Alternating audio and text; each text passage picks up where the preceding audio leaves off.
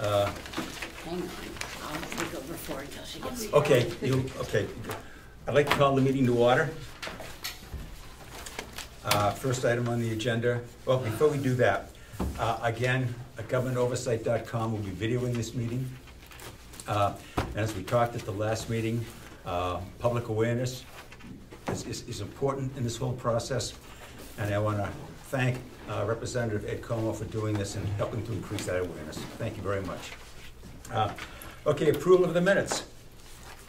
Melissa has done a great job in the minutes. The detail and thoroughness, I thought, was very impressive. And is there a motion and a second to accept the minutes of the June 3rd meeting? I'll make a motion. Is there a second? I'll second that. Okay. Any errors or omissions?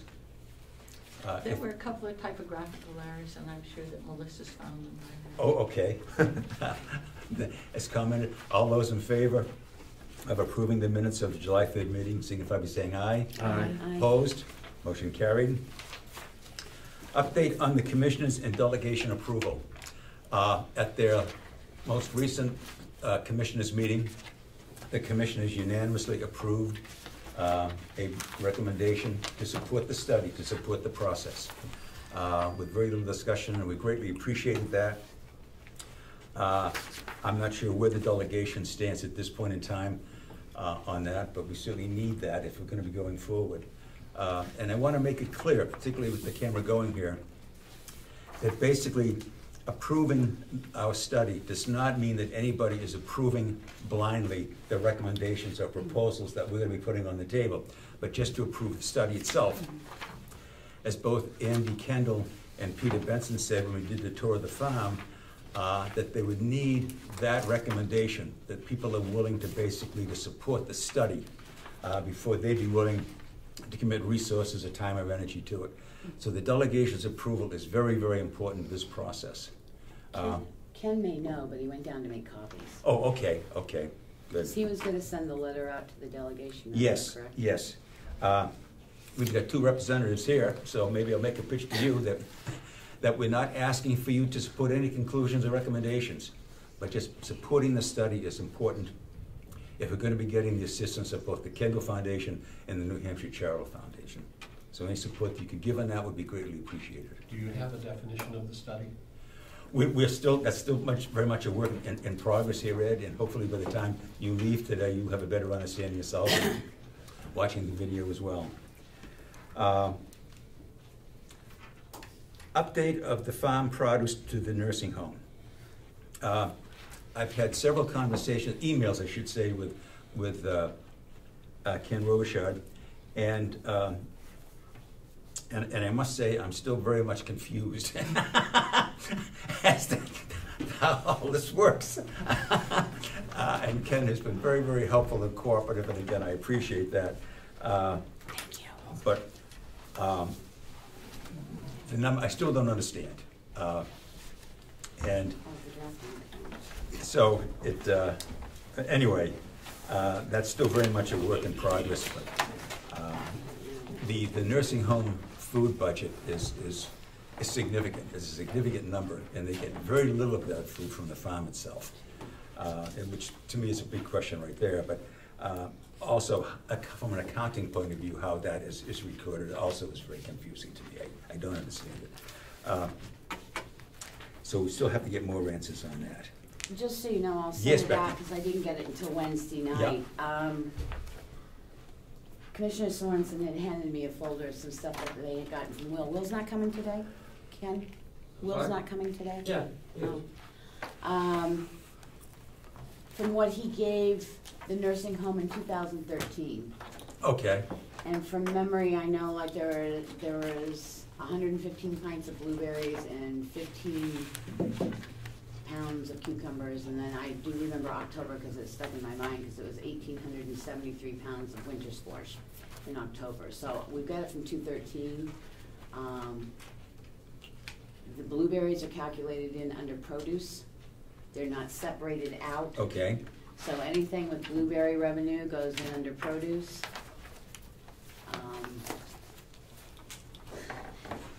And again, when I asked, they told me to go back to Will, so I did send him the same email that I'd sent to Mr. Stewart to get a further breakdown of stuff so we could get it, because I do believe he keeps it in an Excel spreadsheet. Yeah. I didn't hear from him yesterday. He had read it, so I assumed he might bring it with him today.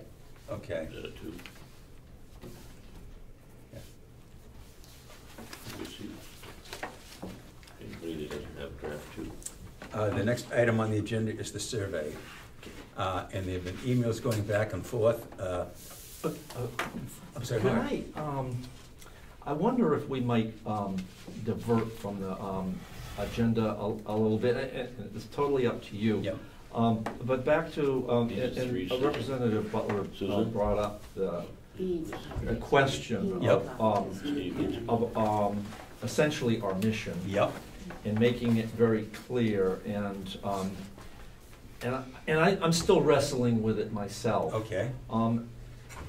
Especially, I need to know, I'd like to know, I mean, the delegation voted to defund the farm, to end the farm. Yes. At the end of Yep. at the end of this year. For various reasons, all of which are not totally clear to me, because we didn't hear, and we haven't interviewed, and maybe we will, interviewed members of the delegation to find out why they voted that way, what the arguments are. The arguments were never really laid out against, funding the farm. Uh-huh. And I guess my basic question is, we're looking at alternatives for the farm, trying to be circumspect, involve all possibilities. Is the refunding, is the request for the delegation to refund the farm in 2017 and beyond a possibility that we want to explore? Or is that not what our mission is? And it really does bring up the question, or I'd like to suggest we really do need to work on a mission statement so everyone is really clear, what our mission is going forward. I would have hoped that the commissioners themselves would have sent us, because they've asked this committee to be formed, would have sent us, in their words, a mission statement to us to accept or expand or whatever. Mm-hmm. I don't think that happened. It did not. And so I think it's really important Mm-hmm. that we actually construct one. Okay. And because in my view of where we're headed, or where we should be heading, I've listened to the delegation conversations Mm-hmm. online, and it sounds like there's a certain number of people that don't think, quote, that government should be involved in the farm, that taxpayers shouldn't be funding the farm. And the delegation actually voted to defund the farm. So if we want to, so it looks like we're looking at cooperatives or private concerns or public county funding, county support, or a combination. And I just want to make sure, I want to be clear myself that we're looking at all of those aspects, and we're not ruling out anything at this point. And so the development of a very specific mission statement that we can actually bring to the delegation if they're asking what our mission is, I think might be helpful. And I agree with that, Mark. I agree with everything you've said. And let me just put something else on the table here. While we have not received anything in writing from the commissioners as to what our charge or our mission statement is or should be, in talking with Dave Sorensen, who chairs the Board of Commissioners, I asked him that specific question. How narrow a broad a focus did he want this committee to take? And he said, basically, I want this committee to explore everything. I want you to be as broad as you want to be. So basically, again, to hopefully answer your question, that charge is ours. Do we want to just focus on how do we make the farm more productive and make more money to justify its existence? Or in fact, do we want to broaden it and see what bigger role the county farm may be able to play in the agricultural community in the county itself. And to think outside the box, to take a look at all options, all opportunities that there may be. And so based on that, and we did discuss this to some extent at the last meeting, I think that was what, without maybe clearly defining it, that was the road that we began to take. But let's have that discussion. I mean, Susan, go ahead. I would like, and I've had an opportunity to speak with some of the reps who voted against funding the farm.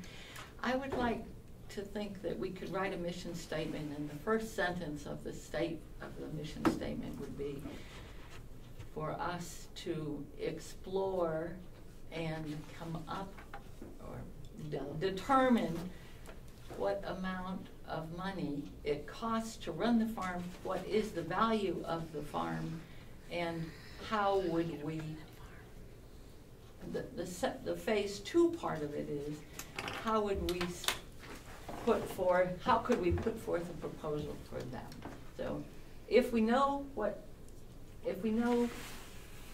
people think about the value of the farm, aside from how much it costs, because there are many people who believe that the farm has great value that doesn't have anything to do with what it costs. Mm-hmm. And the second part of it is to be able to answer the questions about the real costs. Mm-hmm. So in the conversation that Wendy and I had with Will, and the information he gave back to us about how much it costs him for a cord of firewood, how much does it cost him for a cord of wood that goes to community action programs, participants that are heating with wood. So if we could come up with those kinds of costs, real costs, so that when we ask the delegation to make a decision, it's based on fact. Yep. And the facts are based on the accounting process with input from the department heads. In this case, no decision should be made. I don't believe any decision should be made without accurate facts. Will, in our conversation, Will had shared with us the fact that there were times when revenue from wood did not get put back into the farm. There were situations when gasoline was all charged to the farm. The farm equipment uses diesel fuel, not gasoline. Mm-hmm. So what's the difference there? And Becky's done a good deal of research on exactly those things. With Will's help, I think we ought to be able to come up with what is the value of the farm and the cost of running the farm, period, phase 1. Mm-hmm. And then go into the alternatives. But if we can't get that factual information, I don't believe that we're going to get the necessary 8 votes to fund the farm. Okay, Becky. I have done some more work for Wendy and Susan, yes, in regards to gasoline and salaries and stuff, and it's very difficult. It's going to be very difficult to go back any length of time without pulling every AR slip, every payroll stub, everything, because as I found with Wendy, and you can back me up, I've got the numbers, I took them off the budget sheet, maintenance and farm have diesel and fuel charges. Those are the 2 departments. 1 year, I can guarantee it almost looked like there was $14,000 spent. When I asked the questions I sent you, when I asked downstairs, I was told that yes, everything's sort of lumped together, some in the farm, some in maintenance, and it's either for the tank down there or individual vehicles. So that means to break it apart even farther, I'm going to have to ask for special reports to be ran because I don't know how they coded it in. Same way with salaries. Salaries are charged in the county. They're charged under waterworks, they're charged under farm, and they're charged under maintenance. But there are no salaries charged under sewer. So what it looks like to me with the numbers that have been put in for those different departments is they took 1 or 2 of your people each year and put 1 in this department, 1 in that department, 1 in that department, because it has salaries and vacation and retirement, and to try and figure out who that was that they put in there is more time than I've got to spend on it. The second thing is I want to get away from the farm, because the Kendall organization, when they were up here, all they kept saying was what can be done with the Carroll County land. The farm's a very small part of the Carroll County land. And hay and that, is it to the farm or is it like wood cordage? When they do a cutoff, where does that go? Is that key to the farm?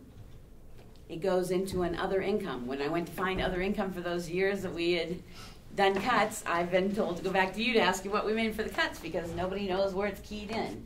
They've changed now. So the numbers that we've past worked with, I don't know, unless we ask the office downstairs to run every page of every line item, I don't know how we're going to break it apart for these because nobody can get their hands on where what was deposited when.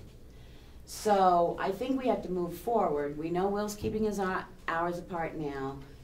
Guesstimate the best we can, and this is the whole problem with the delegation too. When you try to figure out what employee is plugged into what area, what the true cost is, it's really hard. I don't know that we're ever going to get a true cost that will be believable because they'll go back to their budget sheets just like I'm using the budget sheets and say, but this is what we were told for 214. But I want to see a plan or a mission statement that says what can be done with the Carroll County lands. We have hay fields, we have blueberry fields, we have produce, we have wood cuts. I didn't realize we were a tree farm until last week when I pulled up here. And I'm learning more each time I come in. You know, there's so much land here. We have UNH Cooperative doing experiments. So I think our mission statement, and I think the delegation, because they're looking at a learning center, so that's a whole nother possibility. Yep. What is the best that we can do to develop the Carroll County lands to make it sustainable? Okay. Beyond agriculture? Well, we have woodcuts, we have blueberry. That's considered, but if we define it as an agricultural, you know, Kendall was looking at the old buildings. He said, you've got plenty of buildings around here. You could do processing. You could do market, you know, you could do, what is it? Farmers could bring it here and you could be a disbursement center. Yeah, so, yeah. You know, I guess that's my thought is, what can we do with Carroll County lands going to the future to make it sustainable? I guess Wendy. I'm a little bit confused about our role versus we've called in the Kendall Foundation. If we get the delegation support, I would view that as that big piece of how do we move forward. And so I am a bit confused about our role at this point if we are anticipating them being involved in that forward visioning part of things. Are we doing that to get things started, or were we tasked with that broad vision looking forward, or were we tasked more with understanding where we are right now with the farm and what the public feels about the farm? Because that was sort of where I was thinking that our task is figuring out, you know, what is the economic impact of the farm with regard to taxpayers, and what level of support is there for the farm.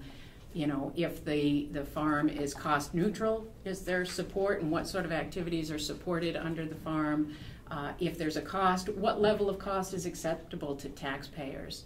And I guess I came at this thinking that was one of the things that we needed to look at was trying to make sense of the numbers to date, because there are inconsistencies year to year, you know, things combined, things separated out.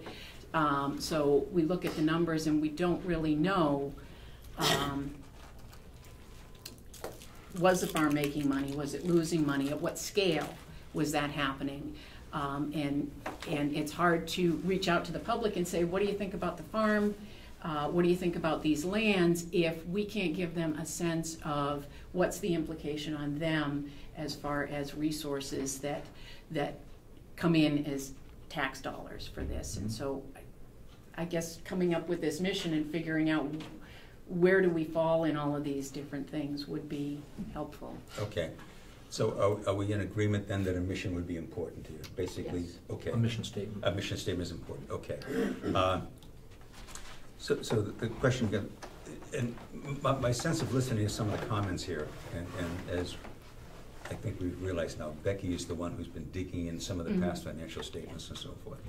And that is that it may be difficult, if not impossible, to get any sort of a real meaningful accounting state system or balance sheet, income loss statement as to in the past is what we're doing.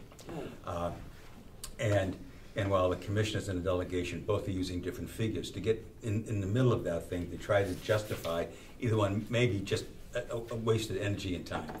So how do we basically if we have reached the conclusion that the past figures don't really help us, then how do we go forward then to come up with some meaningful future figures? Are we ready to say that? And I'm not quite sure that Becky, are you ready to make that statement now, that the past numbers are not going to be? Because what I kept hearing, and I've been listening to these delegation conversations, that farm is bleeding us. Yep. And that's the primary reason that they defunded it, that it's bleeding, it's been bleeding for years, 500,000, all kinds of figures being put out there. Yep. And so, would it be helpful to have an accountant, an actual accountant, go in and look at some of these figures? Because that is the argument that has justified the defunding of this farm, and that is that it's losing money. Yep. And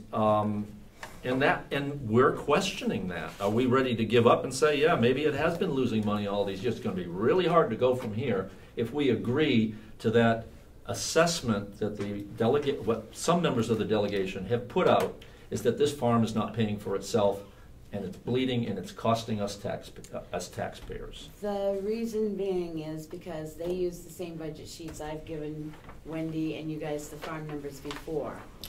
I don't care how deep I dig, that's gonna be up to, because you gotta remember, we've got a new finance person here now, so nobody knows how the previous finance person coded in everything. And that's what I mean. I wouldn't go back 5 years, it would be almost impossible. What do you think, Ken? Because it's gonna take an line item, accounts payable and accounts receivable on every one of those to try and figure out. Yeah, and you know, we're on the streets to the max downstairs. Right. I can't free up anybody for any length of time. I've looked at numbers from the annual report, from the budgets that are handed to the delegation, their budget sheets that they work off of. Could we come up with a rougher estimate? Yes, as I said to Wendy, and I haven't had a chance to talk to Will about it, the wood processor is probably the easiest one I can think of, because you can take the hours off the wood processor. We know the motor. We know when you bought it. We know how many years that is. We can figure out who runs it. You can say what percentage you run it, what percentage anybody else ran it. We can get the hours to run the wood processor. We know how much cordage you put out, what you get for a price, and what the wear and tear is on the trucks and stuff. That, to me, would be the easiest to get a true amounting cost of labor and stuff for that one thing. I don't know what you think about that, because I'll tell you, I agree with you, Will. I don't know where monies were put. Some said it was put in other accounts, and then there's no other accounts under the farm or maintenance. There's other accounts under the general fund, and I just don't know how we can get it any tighter back. Going forward, I can think of ways to project forward with true cost. Going back, I don't think we're going to But the members of the delegation have been led to believe, and I haven't heard anything opposing that, have been led to believe that this farm is losing money.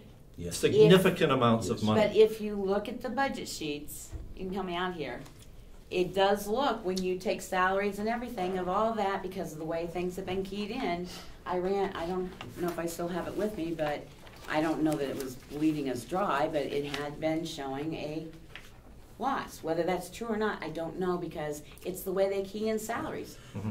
I have 3 sets of figures here, going back 5 years. And one set of figures is some figures that came from Representative Cordelli.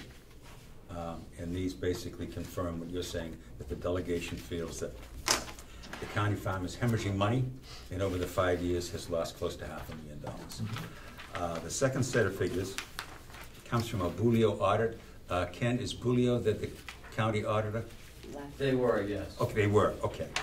The second set of figures show that a different picture altogether. That in fact, these are audited figures. That in fact, while the county land, and that includes everything, both the farm and the hay and the woods, while they've been losing money, they've been losing nowhere near the money that that Representative. Is that the McDonald best says. case scenario? No, it's actually not the best case scenario. There's another Boolio audit that's Schedule A, and unfortunately, I'm not familiar with Schedule A. Ken may have more information on that than I do. But that shows even a better case scenario. Right. Now again, the county lands, and I'll use the county lands rather than the county farm to separate it, is that it's losing money, but the loss is nowhere near significant. So what we've got here is we've got both the commissioners and the delegation operating under two different sets of figures altogether. And as Becky said, if I understand you, it's going to be difficult. No one has the time to go back through the last either 2 or 3 years and start to sort all this out. So, but we do have an audit. We do have an audit. We have 2 audit reports. And even off the budget sheets that were handed to the delegation that they worked off of, which is what I took, Yeah. the approved budgets Yeah. and stuff, the biggest loss I have is $52,000 Yeah. For a year? for a year, and that was 215. Going off the audit sheets with everything that they've listed under the farm. So, that's Was why I it say. 15 or 50? 52, 52. Yeah. 52,942. Now, the Boolio audit, Schedule A, and again, I'm not sure about that, and they do not have 2015. They have, it's 20, up to 2014. But in 2013 and in 2014, they actually sold the lands making money. So, pick a number. So I don't know, and I understand fully what we're saying. A question to the group here, and that is, since it's going to be difficult to gather any information that feel may be more accurate, how much time do we want to spend on that? I agree with the mission statement. I agree with that completely. But we have to remember that by sometime in November, they're expecting us, by August, they're expecting some sort of a preliminary report.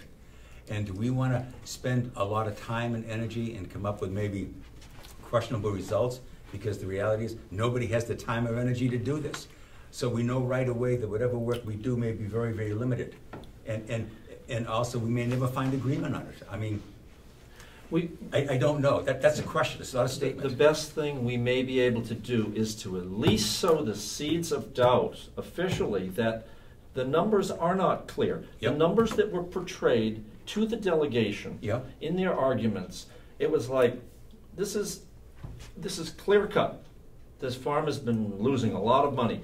If we can at least say these numbers do not show that categorically that this is true. Yeah. That that the losses may not be as great, or they may even it may be even neutral. Is a somehow that needs to get out there, so that the representatives and the delegation are not under this assumption that we're a big loser. Yeah. Okay. And I mean, Susan, yes. I just want to add, if I could, that it's not all about dollars and cents. It's also about the value of the farm in other ways. And if it costs $60,000 a year to keep someone in a correctional facility, and that one person learns something from working together on the farm and has some job skills and does not come back to the prison, then we save $60,000. And again, Absolutely. the value is not all in the accounting system. But we do need to look and to see if we can somehow Absolutely. evaluate and assign a monetary value to all those services, because For sure. there's a lot of accountants in this delegation. I'm sorry I'm focusing on the delegation, but that's my interest. There's a lot of accounting folks or business folks. They're looking at the bottom line. What is it costing our taxpayers?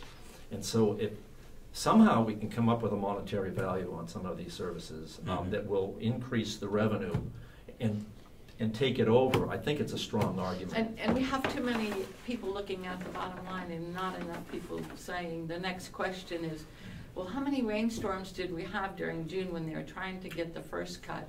And what happened nationally? And what happened across the state? And why was the production down? And what happens when we don't give money to fertilize the field? And what happens when we don't pre-buy wood that's dry that we can sell for this amount of money instead of selling wet wood for this amount of money? And those are the things that any farmer or our folks who are members of the Farm Bureau would be able to analyze and say, well, yeah, you lost money one year and this is why. So again, And maybe we can hear from our representatives who Right. have a different. Can we put a name on these people who are coming up with all these different figures?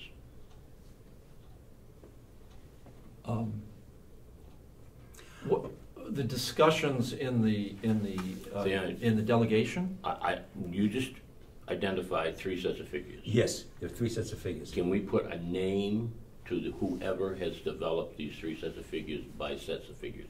Can we say that Joe Jones developed figures number 1, Jane Jones developed figures number 2, Jim Smith developed figures number 3? I have a name to these, but Ken, is there any way that you could help us out on this? On two of the figures that I mentioned, it was the Bulio auditor. They were the ones who they had the name on it. And their audit is only as accurate as the information they were provided to audit. Exactly, exactly. And where some of these things were assigned, as Becky has mentioned and as Wendy, if you are assigning one cost or one revenue into another category, then they may not know that. All they're doing is basically adding up the numbers to make sure that I guess where I'm coming from. Yes, If we yeah. had responsible leadership in this county, okay, and I'm not picking on any one group, Yeah. they would say, okay, starting at today, Yep, we're going to set up how we want to track cost and profit from this organization. We are going to evaluate that over the next 3 years and come up where the true cost and profits are. mm-hmm. I don't know how this committee can take so much inaccurate, opinionated, worthless information and try to present something forward that says we can support the following. Mm-hmm. Because to me, it's not there. Now, if you're gonna do something and be meaningful, and I think it's important to do something meaningful to me would be the organization will fund it for a period of time. I'm just saying 3 years for a number, I'm Okay. not saying Yeah. 3 years. Yeah. And over that period of time, we're gonna properly assign this cost to where it belongs. Mm-hmm. And then at the end of that period, people could sit down and do an honest evaluation. I don't see how you can do an honest evaluation right now. And it seems to me that somebody's done a program But to the make the figures delegation, come out how they want Good it. mark. but we offered to do this study right up front when all of these discussions started taking place back in December. An independent study group Yep, like yep. this. And for some reason, the delegation, I don't know if they didn't believe in us, they rejected that idea. I mean, I could see people, I've been listening and listening to the representatives talk in these meetings, and they want to grasp at a reason to continue the farm. No, they're really hearing from their constituents. They want to continue the farm, but they need the reasons to do so. If they could just, But that's hard to do, Mark, when the reasons aren't really clear. At some point in time, you need to sit back and say, Yeah. it's like painting your house. You can sit there and say, I'm going to do it on a regular basis to maintain the integrity of my building. But if you turn around and let it go for 30 years, and then you go out and say, geez, my clapboards are all gone. I wonder why. but Frank, that's why we proposed this study, and they rejected that idea out of hand because the Learning Center, which they came up with, there was a discussion on whether the Learning Center, the scope of the Learning Center should be expanded to be exploratory, to look at options. No, it was going to stay a learning center, and that's it. And so I don't think, from what I've heard, that they're really in line with the commissioners, and no, they haven't heard our mission and haven't given us feedback. Yeah. But I did not get the sense from all that I've been listening to that they were agreeable to finding other, county-sponsored alternatives. This is the delegation. The same thing. delegation. Okay. Melissa has. Yes, I'm sorry, Melissa. First of all, I'd like to apologize for being late. Nice to have you here, Melissa. The life of a reporter has me once again photographing an accident at Ooh. 171-28 this morning. No one seriously hurt, I hope? No, Good. Not a problem intersection, is it, Melissa? not at all. Frank seems to speak from experience on that. I knew that would touch a nerve with Frank. So. But for this meeting. I agree with what Mr. Riley is saying. As far as admitting that it's very confusing to try to understand where we've been with the numbers and what the accounting system was, and everyone's coming up with different things, and there's really nothing that we can do, admitting that there's really nothing we can do to make sense of this going backwards. But some sort of assurance or promise or recommendation that the county administration now going forward for the period will be able to give real numbers. Mm-hmm. And perhaps this has made the reason to do that evident by, you know, cutting the budget, making this committee, you know, people are like really focused on the farm and really paying attention. Yeah. So I think it's a good idea, but one thing I'm still concerned about is that the farm expenses and revenue are in the DPW budget. It should be a completely separate thing, and It's an accounting issue. I don't know why it happened. Yeah, and I don't either. But let me just throw gasoline on the fire here. Again, looking at... Make it diesel, we're talking about. I stand corrected, we'll make it diesel. In 2013, there was an $80,000 difference between Representative Cordelli's, and I'm not picking on Representative Cordelli, but these are numbers he put on the table. There was a $80,000 difference between his numbers in the Boulio audit, an $80,000 difference between a profit and a loss. In 2014, there was a almost a $39,000 difference between the two numbers. So what we're talking about here is showing a loss, which anyone should be concerned about. You can't continue to run a business if it's losing money, and that same business making money. And again, it comes up to, okay, you know, what's going on here? Whose numbers are believable? And I think both Frank and Melissa have made a very good point, and maybe this should be part of the mission statement, is that where there is such a discrepancy between the various numbers that are being put on the table that decisions are being made on, that the minimum we should be asking for is going forward is a more accurate accounting system so that when decisions are made, they are based on facts, as Susan said, and not just hyperbole. However, yes. that is a real challenge because this delegation has eliminated half of the budget on the farm, which is really tying the hands of the farm manager in trying to continue through this year. And so we can take a look at the, you know, look at the accounting from this point on, but it's not the way it's been as far as the amount of you know, funds that they've had at their disposal. And the thing is, and I think again, based on the comments, I want to stop for a second. Yes, sir. And you? Henry Spencer, I apologize for being late. I had a small calendar problem. Okay. Henry, it's nice to have you with us. Thank you for coming. Okay. Can we raise, and this is a question, I don't have an answer. But obviously the delegation has made the decision that they don't want, that they want to defund the farm. Is part of our mission then is to raise enough doubt in the figures that they use to make that decision, that those figures are questionable, and they should rethink that decision that they make. That particular line of discussion, I think, is really profitable. I have an acquaintance, Steve Norton, who's of the New Hampshire Public Policy Institute, and he said the biggest thing he learned is just the only thing that he can really do on a political level is to create doubt in somebody who's positive about something. Okay, all right. And that is the value of his organization. I don't know if you're all familiar with that organization, but it's a pretty savvy group of people. And so everything I've heard about putting that forward strikes me as productive in this political sense. Thank you. And it all ties in. I want to get back, we've made some comments about the Kendall organization. And as those of you who were on the tour, if you recall, at the end of the tour, both Andy Kendall and Peter Benson were there. And they both raised the issue about the politics of this situation. And I think the budget really highlights the politics of this situation.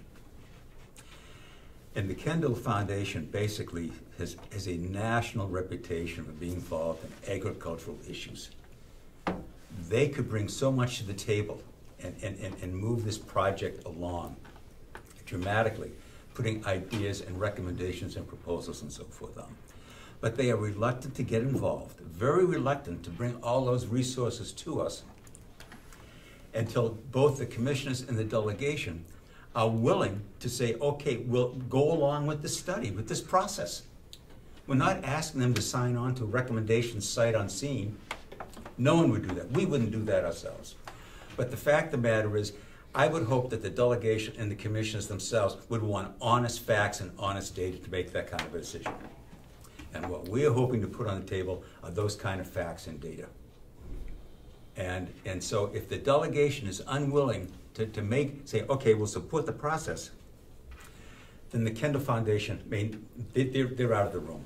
They may not even be willing to give us that kind of support that we need. So it's in the Mr. Butler, Representative Butler. Thank you. I think you're getting at the real job of this group, and it is to find a way to bridge the communication to the delegation. Because if the delegation is going to support moving ahead with a study, it's clear that the Kendall Foundation and the Charitable Foundation are willing to do that. Yes. But the delegation is pretty clear, at least in a core, that they do not want the farm to move forward. They are done with the farm is no longer necessary. And there are a few people who for a long time have felt that it's not the job of the county to be supporting the farm or working towards growing the farm. So it seems to me that the job of this group and the commissioners is to find the arguments, finances being one, public likely being another really significant piece, and the land, which we have a great deal of, lying fallow without some program to use it being possibly another, to create the bridge that allows the delegation, that encourages the delegation, that supports the delegation to say, yes, we would like to move forward with the study.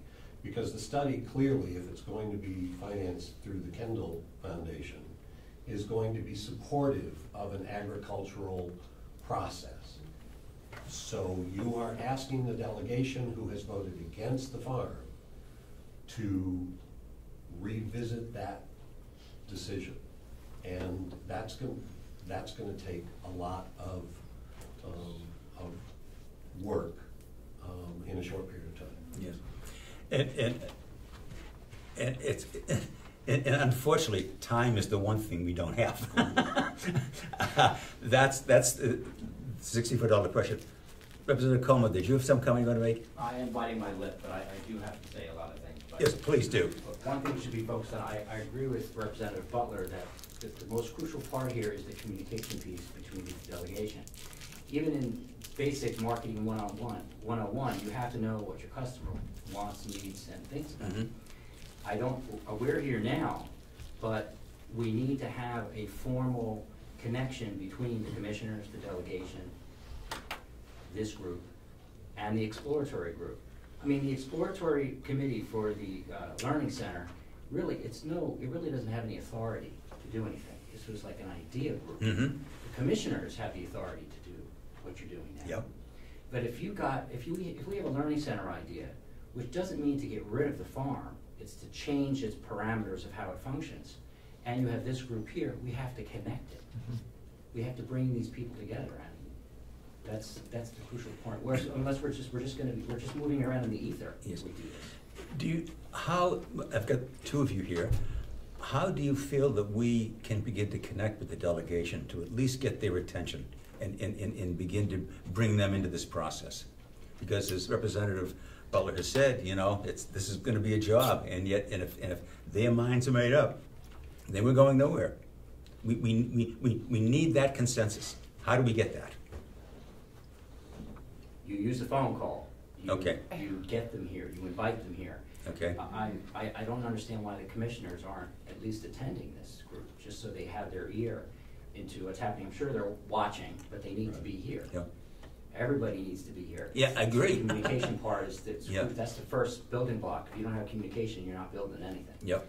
We may even be in competition with the delegation's idea of what should happen with the farm by, they're really focusing on the learning center per se. I heard no talk of them opening up to another study, to another group. So we've really got a road to hoe. Mm-hmm.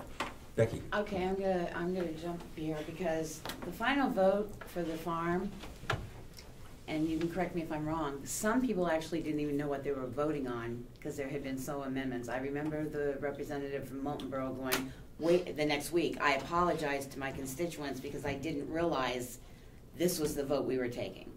So that's number one. It got very convoluted. Number two, there are representatives that are very supportive going forward. I think my biggest concern is, and I've been, Mellisa knows, she told me a couple papers, I've talked to a number of people, that the actual public of Carroll County is very opinionated on this and does not know how to perceive that other than, you've talked to farmers, they don't feel like we're in competition with them. Mm-hmm. I've talked to people that say the inmates should be doing more labor, as many as we can, because it costs us to house them and it's better for them to be outside. And that's again why we had discussed the survey, because even Representative McConkey said he heard from some people, but I don't think the voice was loud enough, because I really don't think the number of people out in our, I mean, the two representatives can clue me in, if the voice out in the public, the people that actually foot the bill for this place, actually knew what was going on before all the voting took place, because the county is not something, it's like everything else, unless it's a really hot topic that's well broadcasted. I know in my town, most people don't go to the town hall unless it's a really big item to draw in attention. Yeah. We had, all the attention came after everything was done and over with. The vote had already been taken. Then people were getting, why did we close the farm and stuff? There were what, 4 of us involved, 5 of us involved through this whole process up to that point.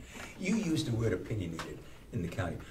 What is that opinion based on people you've talked with? 1, they don't think we're in competition. 2, Yeah. they'd like to see the county do what it was originally to do. Yeah, They yeah. would love to see more going to the food banks. They want to see more inmate labor used, if possible, because they feel that they're paying. They would rather see somebody out in the fields working than sitting in the jail doing nothing. And I explained that there are certain inmates that can be worked related and some can't. Now the jail is beginning programs now too, so that they can get people retrained and stuff. They feel that the land should stay no matter what. Okay. But because it has use back to the people of Carroll County. They Yeah. want to see more going back to the use of people for Carroll County. And the person a couple people I've talked to, maybe it's because they're old timers and they know what the county used to have down here. I mean, they're a little bit older than me, but not much. But again, that's why I got the charter. What was the whole purpose of Carroll County? Is it to make a profit, or is it to serve the people of the county? And that's where we come down to now. Is it the bottom line, or does the county have a purpose to serve those individuals of the county? Steve? I think that, Hold the thought, Mellisa. Go oh, ahead. I'm sorry. No, it's I think that, that the message did get through to a lot of our representatives. I hear it over and over again that people support the farm. And that's why I believe they came up with a group came up with the concept of the learning center, something to do there, because there's so much support for the farm. I think the delegation was really wrestling with the whole idea of, geez, I as a delegate don't feel, if the farm is losing money, I don't think it should be supported. But boy, all my constituents are really I'm hearing from my constituents, we like the farm. So I think they'd love a solution. And I'm going to suggest, back to your question, what could we do as a first step to work with the delegation, or and it's extremely important we get the delegation online. If we're going to if we want to entertain the idea of county funding. Yep. And that is to really spend some time on our mission statement, get it to the delegation for feedback, and make sure they are in agreement with what we're trying to do here. Melissa. It's funny how you can listen. We can all listen to a conversation and get a different perception of what it was. I have the privilege of serving the delegation as their recording secretary, and You're the one to talk to then. well, I don't know about that, but I always got the feeling that the doubt that they had about the farm was not that it was losing tons of money and they needed to eliminate it because of that. I got the feeling that nobody could tell them what it was making or what it was losing, and that doubt was that we have to stop. We have to stop just feeding this. We have to put a halt on it because we're never getting the correct information. And that frustration level just continued to grow and grow, and the lips continued to get tighter pursed until, okay, we're cutting the budget. And that's going to make people start having conversations like this one. Yeah. We're going to put forth the learning center. That was just the opinion I got from it. Okay. That it wasn't necessarily that it was losing, because I don't think anybody believed any of those numbers, or could actually prove them. Yeah, well, I've heard at least one representative basically cite the numbers in a conversation I had with them, that was their justification, is that it was losing a lot of money. Yeah. Now, there may have been other factors as well, but I find it interesting, the comment that you made. So, again, I hate to leave a conversation thinking I understood it. So if I understand you correctly, while they considered the money a factor, it was also the decision was based partly on the fact that they didn't feel that they were getting correct numbers, that they would never get correct numbers, and so they were just basically caught in quicksand here. And it wasn't just the farm. It was various departments across the board. Okay. Where the numbers, they were unreliable. Okay. And the farm, I hate to say, was maybe just kind of an easy target. That was the easy target. An easier target. I don't know if that's the all right phrase. That's interesting. That's interesting. So yeah. the other piece of this, as you're talking about how to reach out to the delegation, or I don't know if there ever comes a point when it would be helpful for me to personally contact each one of them and have that conversation and make a report back, even if I don't put their names to it, but just. Mm-hmm. I have no problem calling all of them. Let's discuss that. I mean, I think there is general consensus here that the delegation basically, that's the big issue we've got to deal with. We've somehow got to get them on board to some extent. So how do we go about doing that? How do we go about getting the delegation? Becky? Did they respond? Did you send up the letter that you had given to the commissioners up to Chairman Umberger? I spoke with Steve about it this morning. Oh. If he wants to share, he can. If not. Well, I mean, if they don't agree to that, yes, then we might as well. I well, mean, exactly. stop. Getting back to the Kendall Foundation. If and they the don't Hampshire agree to Foundation. what that Exactly. is, we might as well. If we can't get access to resources and information that we need, then we're just sitting here, you know, just having our every other week meeting and sharing coffee, whatever, and how are things going? How's your summer going? We need that initial support. And so the question is, how do we get it? And we're not asking them to open up a vein and sign in blood that they will blanketly approve anything we come up with, but they have to at least agree to the study, to the gathering information. And as Susan has said, and as Frank has said, I would think they'd want that data. I would think that they would want those facts. How could any knowledgeable... What was the letter? So I they assume they didn't sign the Were same they asked to letter give that the money, or- commissioners signed supporting us. Would you like me to read the letter? What I do? This is the letter that the commissioners signed. No, I know that letter. You know that one, okay. It was going to the delegation Yes, chairperson. The same thing. Was it the same letter, Ken, that you sent to the delegation? No. It wasn't. Well, Okay. Could you share with us what that letter to the delegation was? Or did- I never sent the letter. Okay. You contacted them? Right? I Okay. had a conversation Yes, okay. with Representative Umberger. Yes, Like I yes, explained to you this morning. yep. That, Do you want me to tell you? I mean, do you want to tell everybody? well, you go ahead. You're the one who had the conversation with it. Please feel free to. That they are not gonna refund the farm. Unless they We, can vote we it. weren't asking them to do that, though. No, we don't want They- money, We're just right? asking them to support the study. To That's right. support, To be An open-minded effort to the to- concept of Exactly. doing this exercise. and so was, Can- something. Can I ask a question on Frank, that? go ahead. You said they're not gonna refund the farm. Does that mean they're not gonna refund the farm to where it was in 2016? Or does that mean the farm has no refund, no funding for the future? There's no funding for the future. Why a Which, year? they Yeah. can't bind a future delegation, so I don't even, that doesn't even play into my opinion here. But we But I do think it need to changes our start working mission. on making sure we get a future delegation that will fund the Exactly. farm. Well, Or at least be open to the concept of what we're doing here. I don't Exactly. even, Right, right. I don't even feel comfortable talking about money at this point because the No. budget's already set. I don't Exactly. want them to have a special supplemental meeting and Right. just throw money Yeah. at it. She did say though she's open to Andy Kendall, but that's about it. but that's gonna be impossible until she's willing to approve the study. But that's one Well, member out well, of I mean, 50. yes, That's exactly. what opens the So- door. Yeah. Is if, and so if they aren't willing to at least go along with the study, then Andy Kendall is not gonna come to the table. No, and So she's one, defeating the very So- thing she says she, So yes. Steve, is there any possibility that we as a group could actually poll each individual in the delegation? Okay, yeah. As was suggested, but to find out, I guess, their understanding, that the arguments to explain how they voted on defunding the farm. And also what it would take, our role, what it would take for them to reconsider funding the farm in 2017. And Representative Umberger, again, as the point was made, it's just one person. Yes, I Every individual, I think, had their own reasons. Yeah.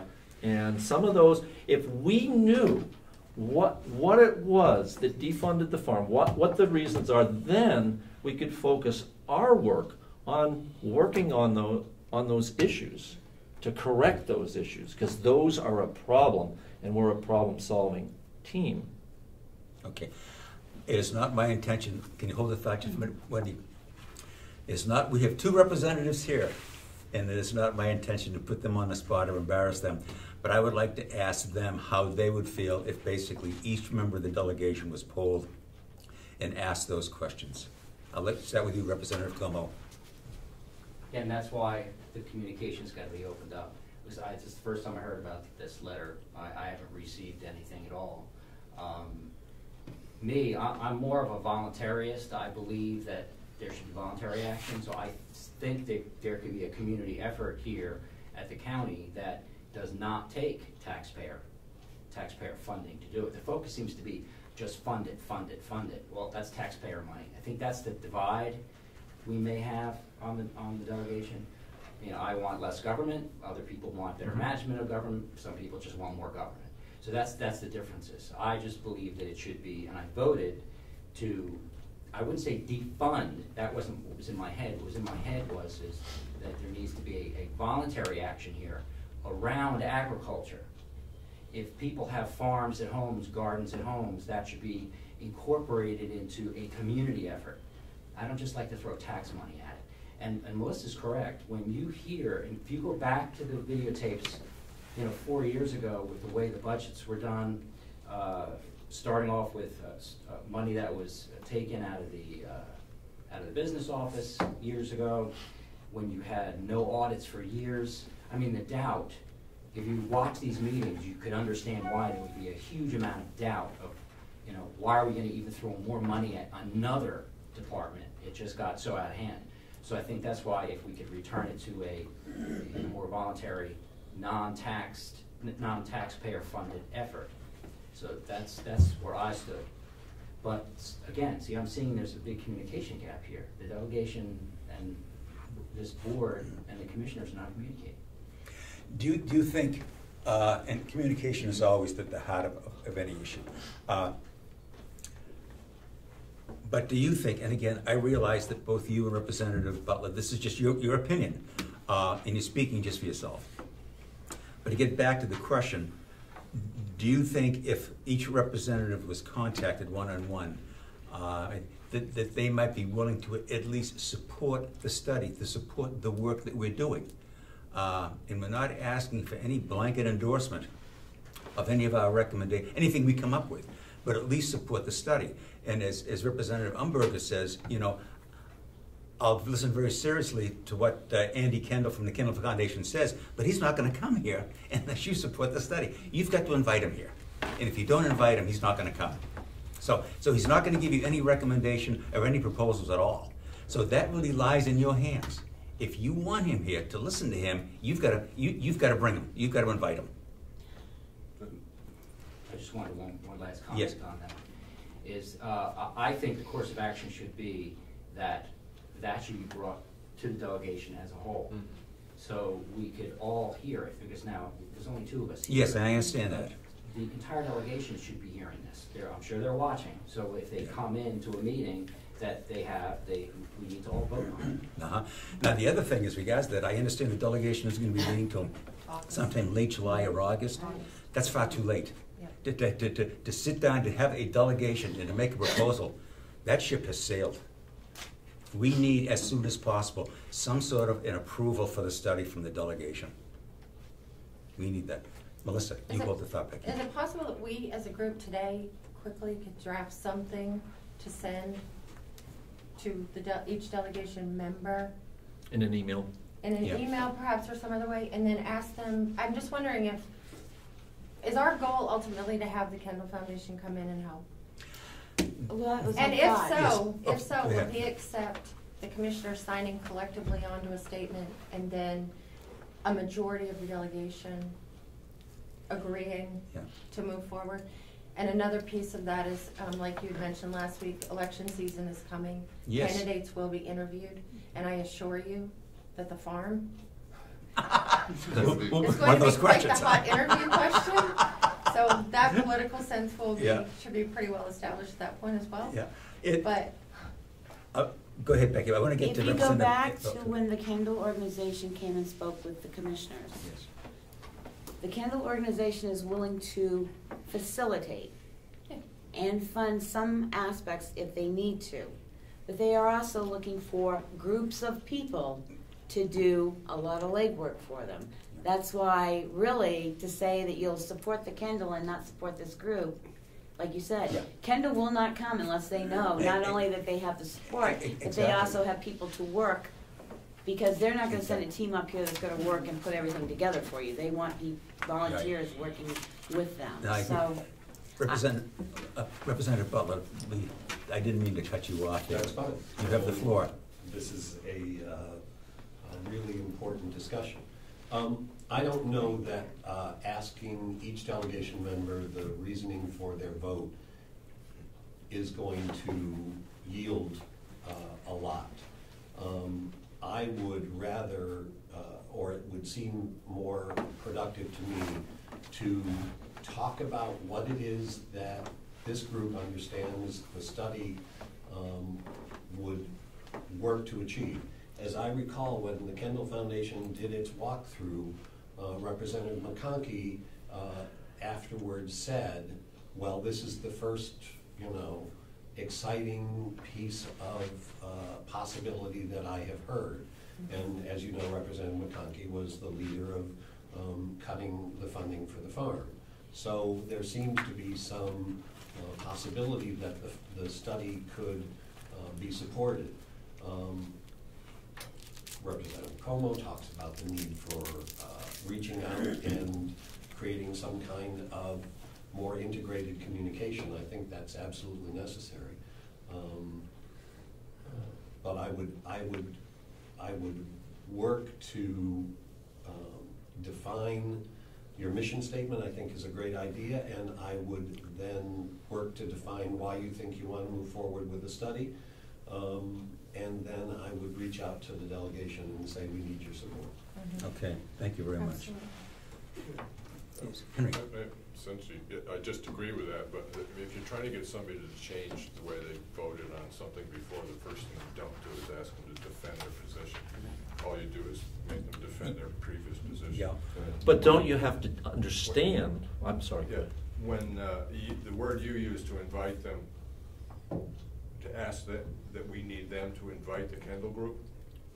That's the right word to use, is ask them to invite the Kendall group. Will you invite the Kendall group? Yeah. Or that's something that we feel you need to, will you do that? That's a very positive thing they can do, because the other side of this thing, as Melissa said, this is gonna be a political issue. Yeah. Then that particular representative say, well, I supported the invitation to the Kendall group. It gives them the ability to have something positive. They can say that whether it's in their heart or not, they can say they did something to move this process along. So I think the combination of those two things is like the way. And I think that's a good point. And I was unaware that Representative McConkey basically had also expressed some interest in hearing what the Kendall Foundation had to say. And if Representative Umberger also says, I want to wait to hear what the Kendall Foundation has got to say, they've got to understand the connection. As you say, it's only that invitation to that group will they show up to give their thoughts and ideas. So maybe you're right. Maybe that's the approach that we need to take here. Now, I have in my computer on my address book, I have the email address of all 15 of our delegation, of our representatives. So that's one way we can do this. We can make the phone calls, or we can basically send out a blanket email laying out the situation as it is, and that way we're sure that they all get it, in which we collectively put together what we want in that email, the content we want to touch. But as I say, time is crucial here. We cannot wait for that delegation to hold its quarterly whatever meeting, because we'll have had to make the first initial report to the commissioners in August. They're looking for something.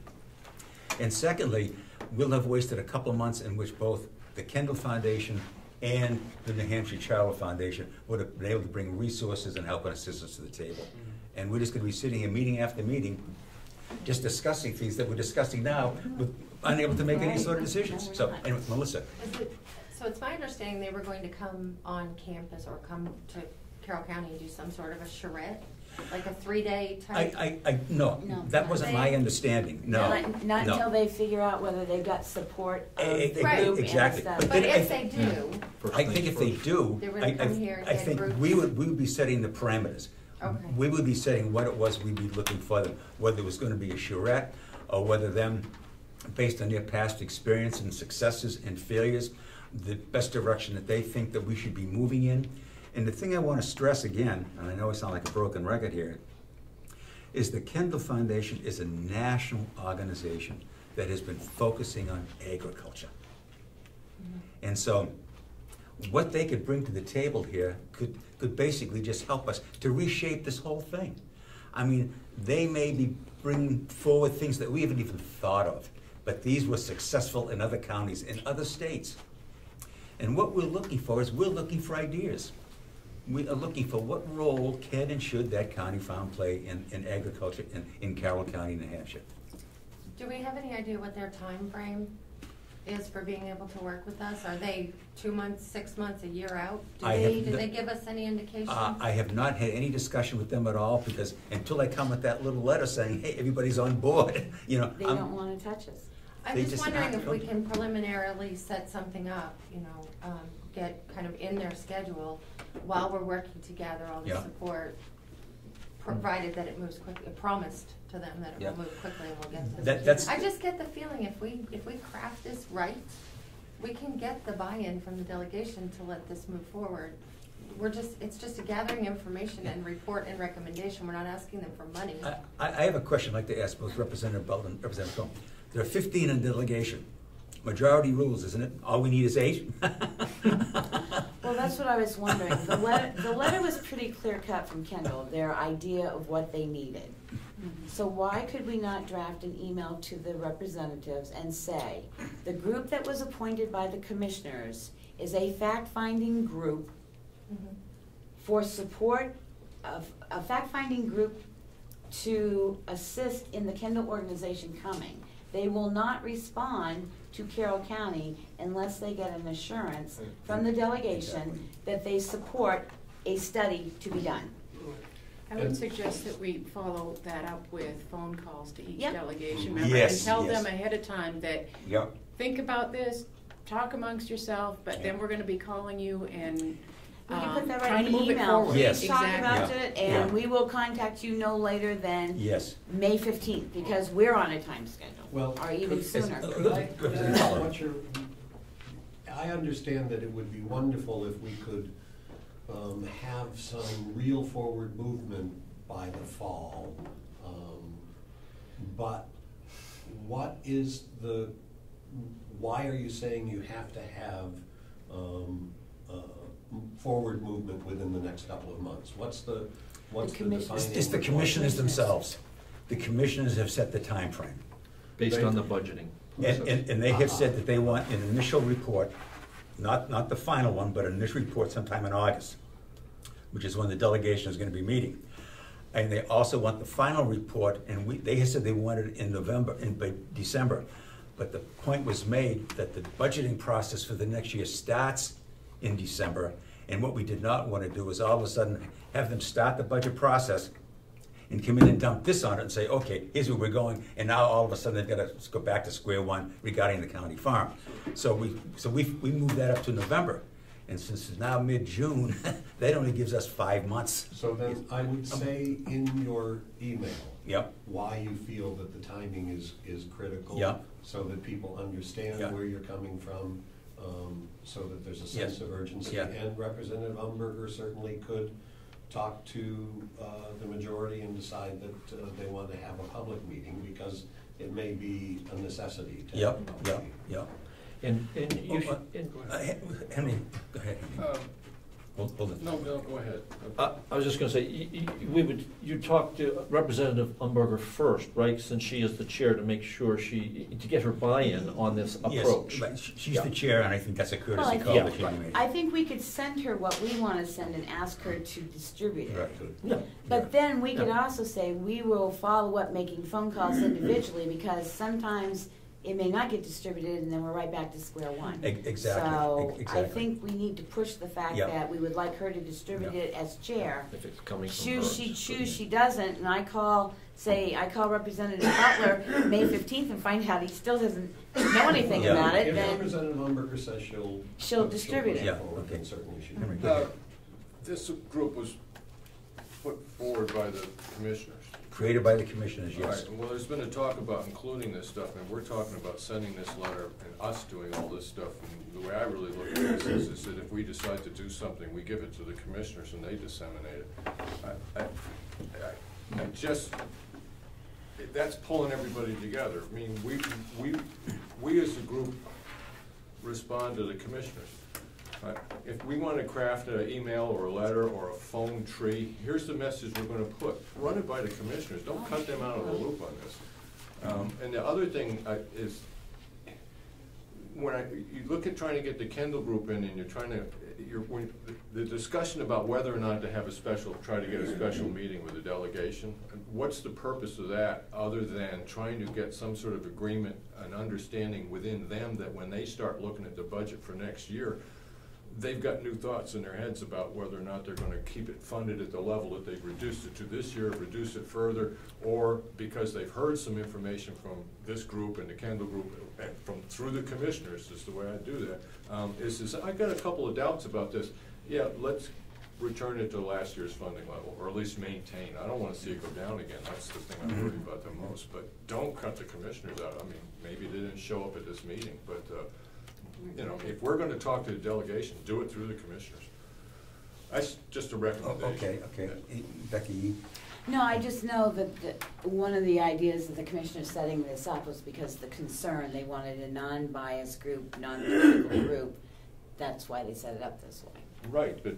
But I okay, agree, well, we can send the stuff through the commissioners. I'm sure, they signed off on the letter, so to Yeah. draft something and send it back to them Mhm. and ask them to send it forward, that would be the But proper that's- thing to do. That's the, okay. As Representative command. Comeau was saying, I mean, that's the thing about communication on this. I mean, to one degree or another, I feel positive and negative about the effects of that communication, but if you're gonna do that, that's the process. Okay. Ken? As you know, over the past year, I've taken the Board of Commissioners meetings on the road. And every town, or every town in Carroll County that we went to, the farm was always a topic. People were always interested in the farm. And at each town meeting that we had with them, they were always wondering why the delegation defunded the farm. Mm-hmm. And the support, I believe, for the farm, the ones that we spoke to at each town meeting was that they didn't want to see it go away. They felt that the county should fund it. Sandwich, it was a packed crowd. It was standing room only. Even in Sandwich, they didn't understand the whole reasoning behind it. I feel that the representatives represent the people of the county and not their own interests. Unfortunately, I don't think it works that way here.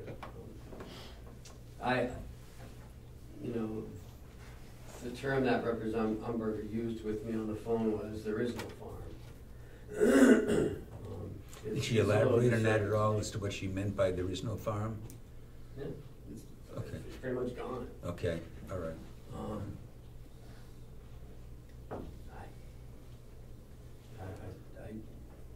Unless you look at a different plan, a different avenue, and I hate to say it, but I don't feel personally that that anything moving forward, that we keep it the way it is, is not going to move. It doesn't have a future. Right. Representative Butler. Thank you.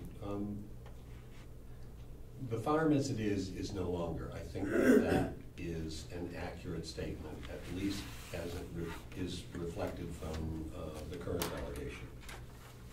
But I also see this as a great opportunity, and I think that's why you are here, because there is this history, there is this public support for agriculture in the county, there is this support for what the farm has done in the past and what the farm could do in the future. I think rather than, it seems to me that the mission of this group is to help create the agricultural effort that the Carroll County is going to support going forward in the future. I think that could be great. It could be very creative. It could incorporate pieces of the Learning Center. It could incorporate all kinds of things that possibly the Kendall Foundation will help to define. I see this as a positive potential. I don't know that anything's going to come of it, but I think that we need to think about it as a very good, positive potential. And I think the Learning Center group that's working on that issue is also looking at it not only to ameliorate the public concern of what's happened, but also because we have this resource that needs to be used in some positive way. So as much as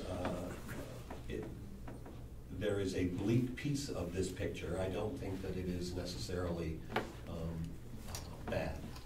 Okay, I want to just ask both representatives a question here. In response to Henry's comment about we've got to get the commissioners more involved in this thing, and a lot of our correspondence should go through them. And this is a loaded question. and that is, in your opinion, recognizing that just the two of you, do you think that communication coming through the commissioners would be more well-received than communication coming from the committee? And that is a loaded question. I guess it goes on that. Okay, yes. I represent that board. Yeah. And when you have a no confidence vote in a board of commissioners, Yeah. And the way that the delegation treats the board of commissioners, Yeah. The commissioners, I feel, there's a lot of animosity now between the two. Yeah, And the commissioner sending them something isn't, Okay. I think it'd be better if it came from this group oh, okay, than if it came from the commissioner. oh, okay. And And commissioners that was have my charged wondering, you- and, yeah, They've, charged you with doing it. yeah. They signed the letter Oh, of they full did, they support. did, yes, We support you, do it. okay, okay. And, I just want to add to that. I think that what has gone before, and I think we need to seriously work on bridging the communication that is necessary. And some of the comments that have been made are not helping to create that bridge. I think that I think it should come from the commissioners. Okay. I think that that is the proper format, and I think that the members of the committee also ought to be included in, so that people know that it's coming from you, but it's coming through the commission. okay, I don't think we want to continue to encourage the animosity. I think we okay. want to help. And I would agree with that. Hold that thought, Melissa. Representative Comeau. Yeah, it should go through the commissioners. Okay, fine. That is an opportunity Yes. to rebuild. Yes. Any diplomat knows this. When you have two warring factions, you have to find that bridge. That common ground. And and you need to build confidence by showing that that communication can work. Okay. So Okay. I think if you don't include the commissioners, now you destroy Okay, the bridge. all So right. you We've should lost be- the ally. If Okay. we cannot even communicate through the commissioners, then we've got a bigger problem. Yeah. We need So- consensus. Yes, I think those points are well made. Good point. Yeah, Yes.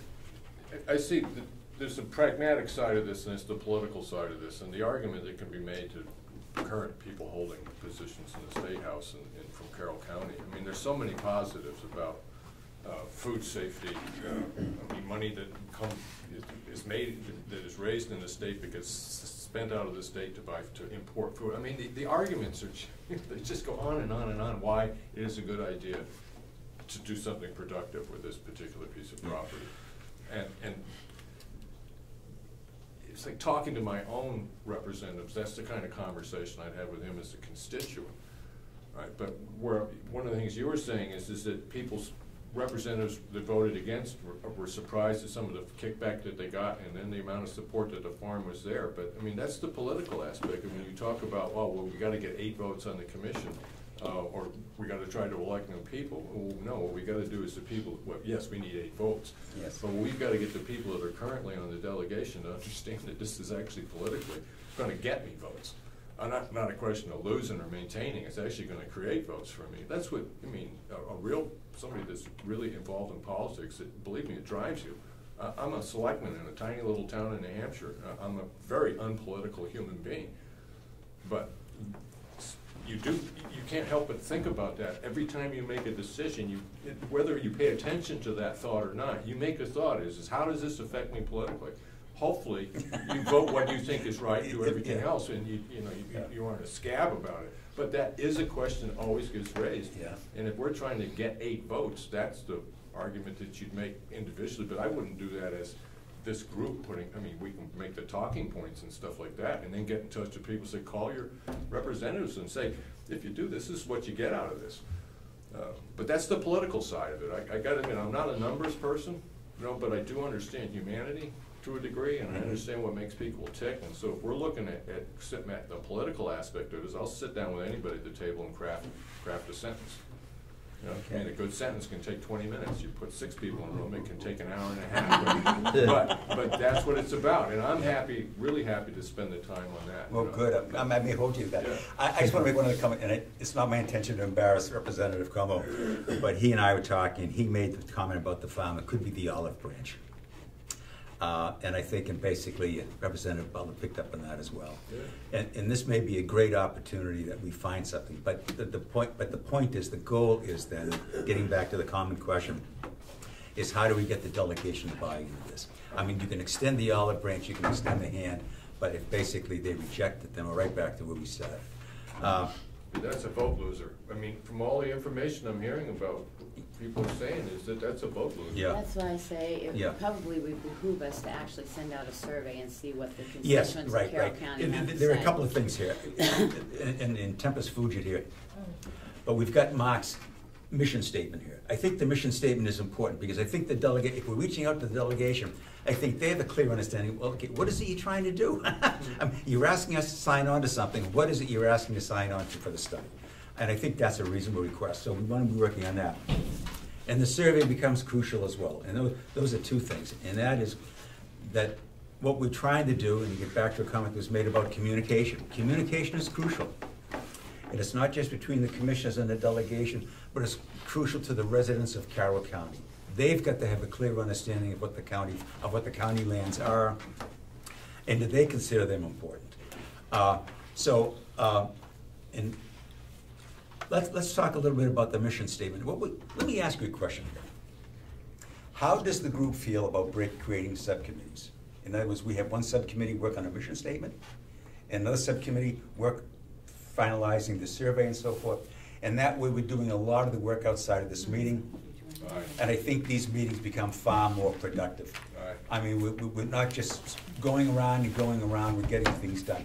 Does the committee feel comfortable in that? Yeah. Okay. I have too much going outside. I'm not going to play in a subcommittee. Oh, okay, all right, I understand that. I've had a meeting every day this week so far. This is my Yeah, fifth day. right, exactly. There it is. I can readily understand that. You're kind of a wordsmith. You said you'd be willing to work on that mission, and I want Mark definitely on this. Yeah, definitely. I'd love to work with you on it. Yeah. Anybody else want to be on that mission statement? I just would like you to actually take part of what Representative Butler said too, because I think that he gave us our mission statement basically in like Exactly, 10 he words. did. I think that was the best mission He statement gave us ever. a lot of so. it, right. Yeah. Did you, is that written down somewhere? I wrote it down. Okay, yeah. Okay, and Melissa and Beck, would you work on the survey itself? And Well, we also are eliciting Wendy a little bit because Yes. she's got the You have to be UNH on that. connection. Yes, Yeah. and I'd like to talk about the survey just a little bit here. I realize I'm jumping around. I've had a chance to look at the surveys, and let me just start off on this. I like the draft number 3. I like the strongly agree, somewhat agree, and so forth. But what I'm wondering also is, Draft 2 is the same. okay, would we want to have a comment section there as well? That's what I said in the Yeah. email. Yes, There can be a comment I like section. the comment section. For somebody to say, I strongly agree, well, why do you strongly agree? Or I strongly disagree, well, why? Unless I'm not mistaken, I should back up. Okay, We did 2 and 3.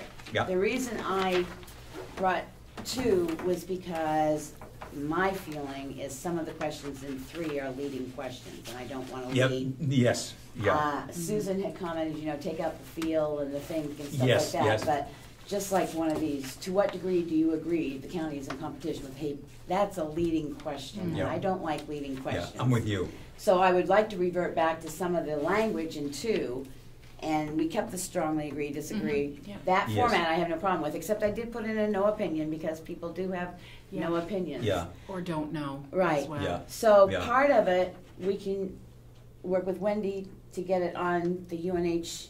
Is there a cost to that? That's what I needed to know. There is no cost to it, and also the fellow that looked at it the first time through said, he's very happy to work with us in sort of an iterative process to look at the versions that we come up with and help us to further refine. Because Yes.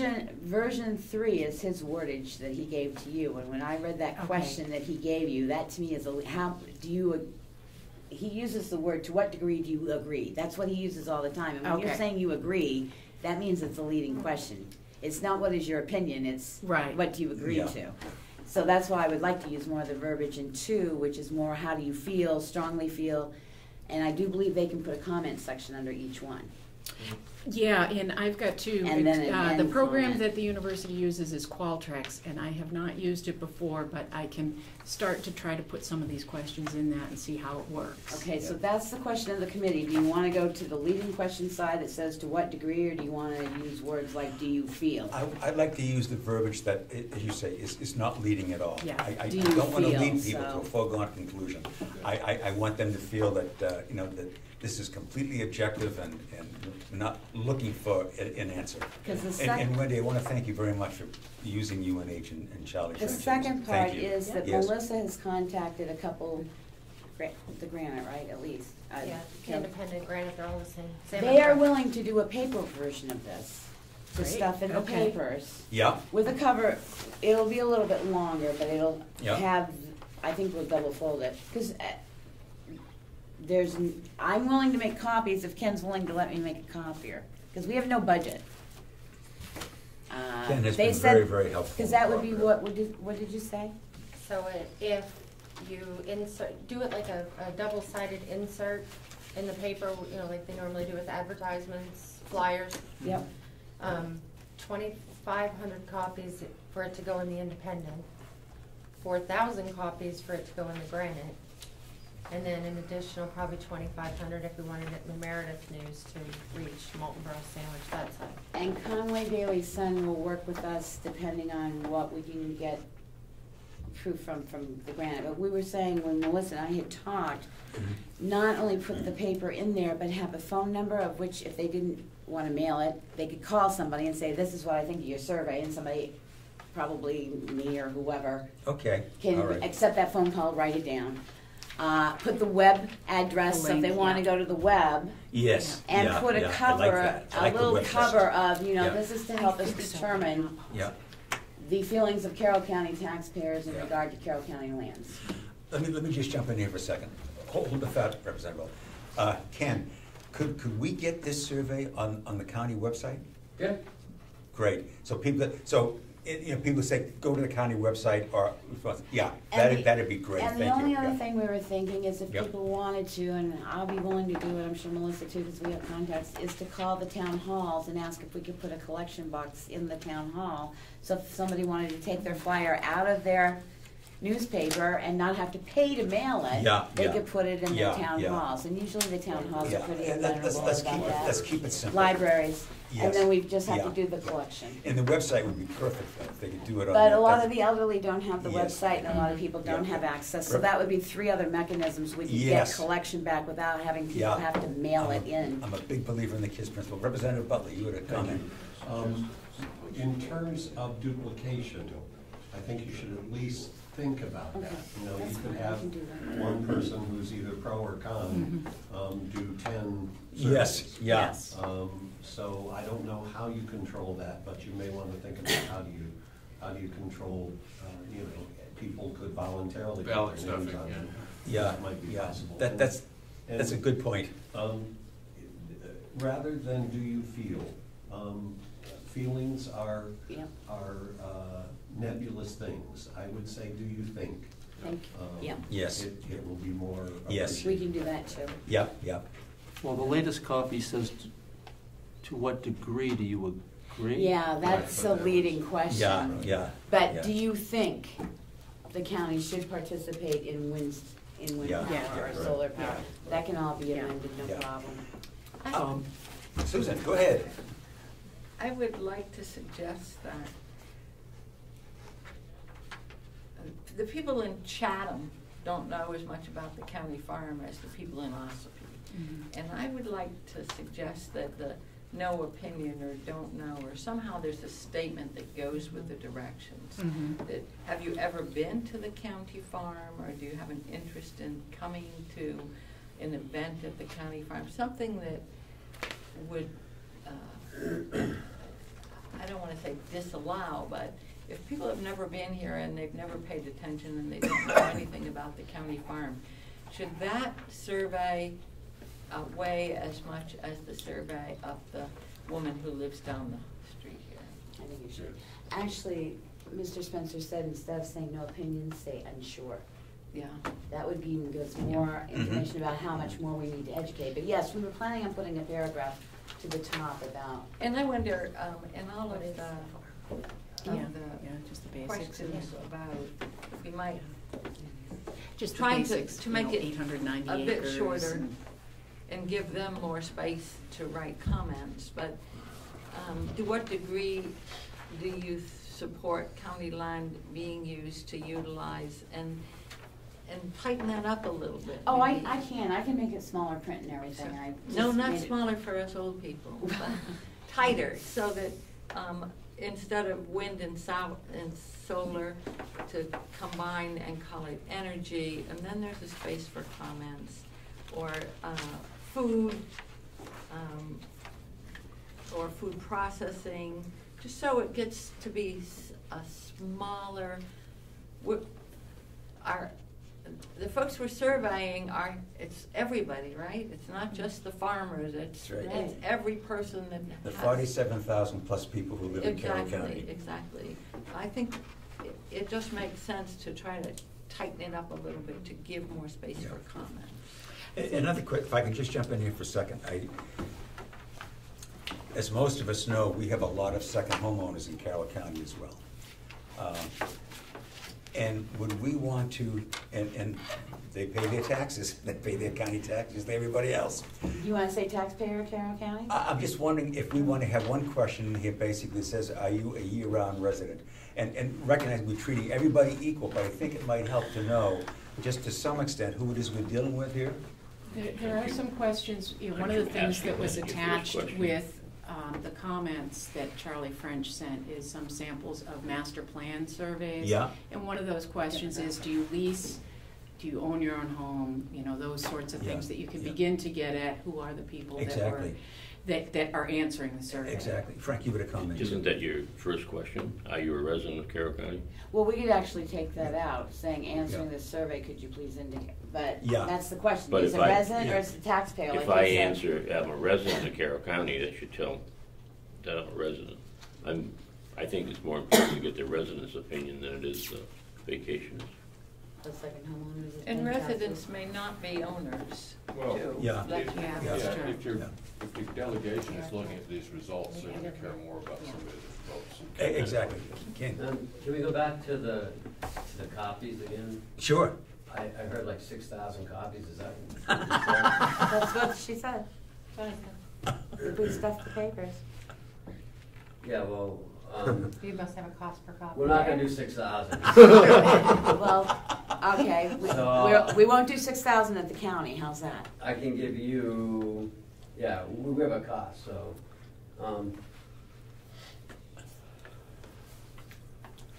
I think $100 worth, How many copies is that? about 2,000. Okay. So Look, $200 gets you all, $200 Yeah. Double gets you better. all of it. You don't have any So money. the county accept Yeah, we donations? have no Yes. budget. Ken has volunteered to do a lot of the work for us, and we really appreciate that. But let's talk about that a minute. Okay, you know? go ahead, If Susan, it's talk. Ken and it's his time and it's his copy machine and depreciation on his copy machine, if he can give us the amount of money it would cost for those copies, can we not just go to a printer who does quantity printing and say, would you print these for us for this amount of money? But he can't give you the money. Isn't that the efficient Yeah. thing? Right, well, Yeah. there's no money, so it's Yeah. either you pull it out of your pocket to do Yeah. it, or. Yeah. There's no discretionary money whatsoever. Are you There's saying many. that? Not in Carroll County. Okay. There's no discretionary money whatsoever. It's okay, they'll get printed. I've got a question. This number, these are going to be inserts in the papers that we've talked about. How are we going to get these out before the questionnaire, the person?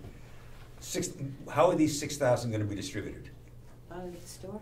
Could buy a newspaper. I suppose it's going to be an insert, say, Yes. in the, okay, it's an insert Don't there, buy the okay. newspapers. Okay. Is that a free service then?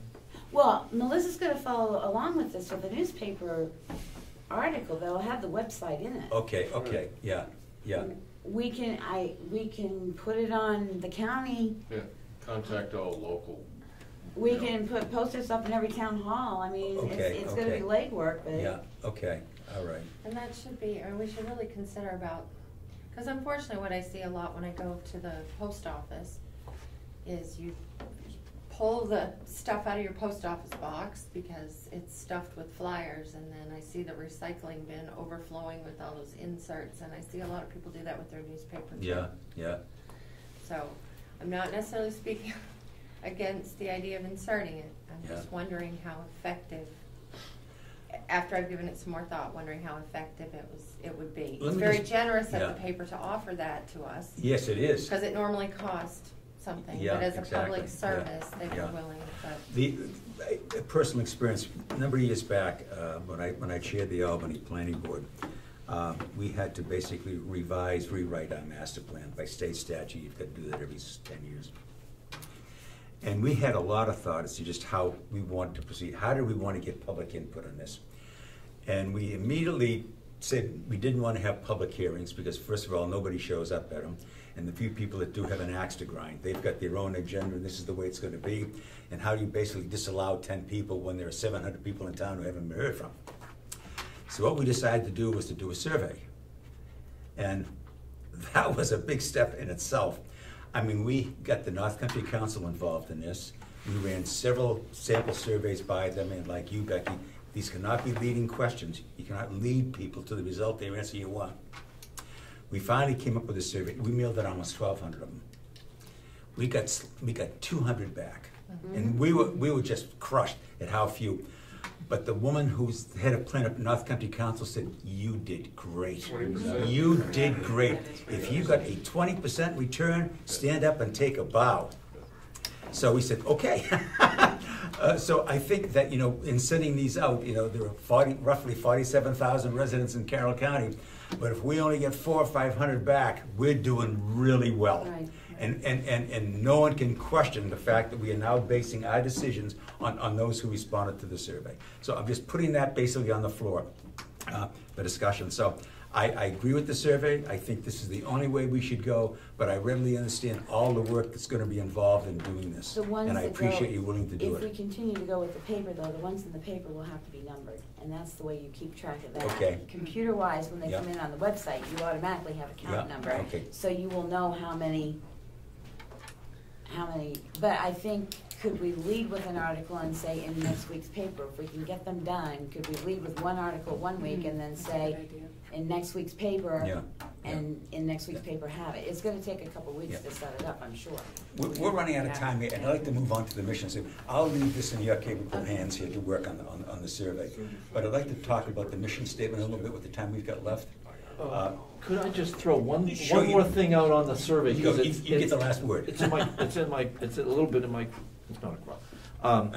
Is there a way to identify, I don't know if it's the occupation of the respondent? This is what I'm driving at. Four of these questions are about competition. And an ordinary citizen being asked whether or not the farm is in competition with hay producers, loggers. I don't know how I'd answer that question unless I was really involved, and I was a hay producer myself. And so if there's a way to sort out from the farmers, if there's a differential between how an ordinary a non-farmer's. It's a separate survey, actually, that has a few additional questions or something to that Well, effect. you can add in a demographic. Please indicate whether you're a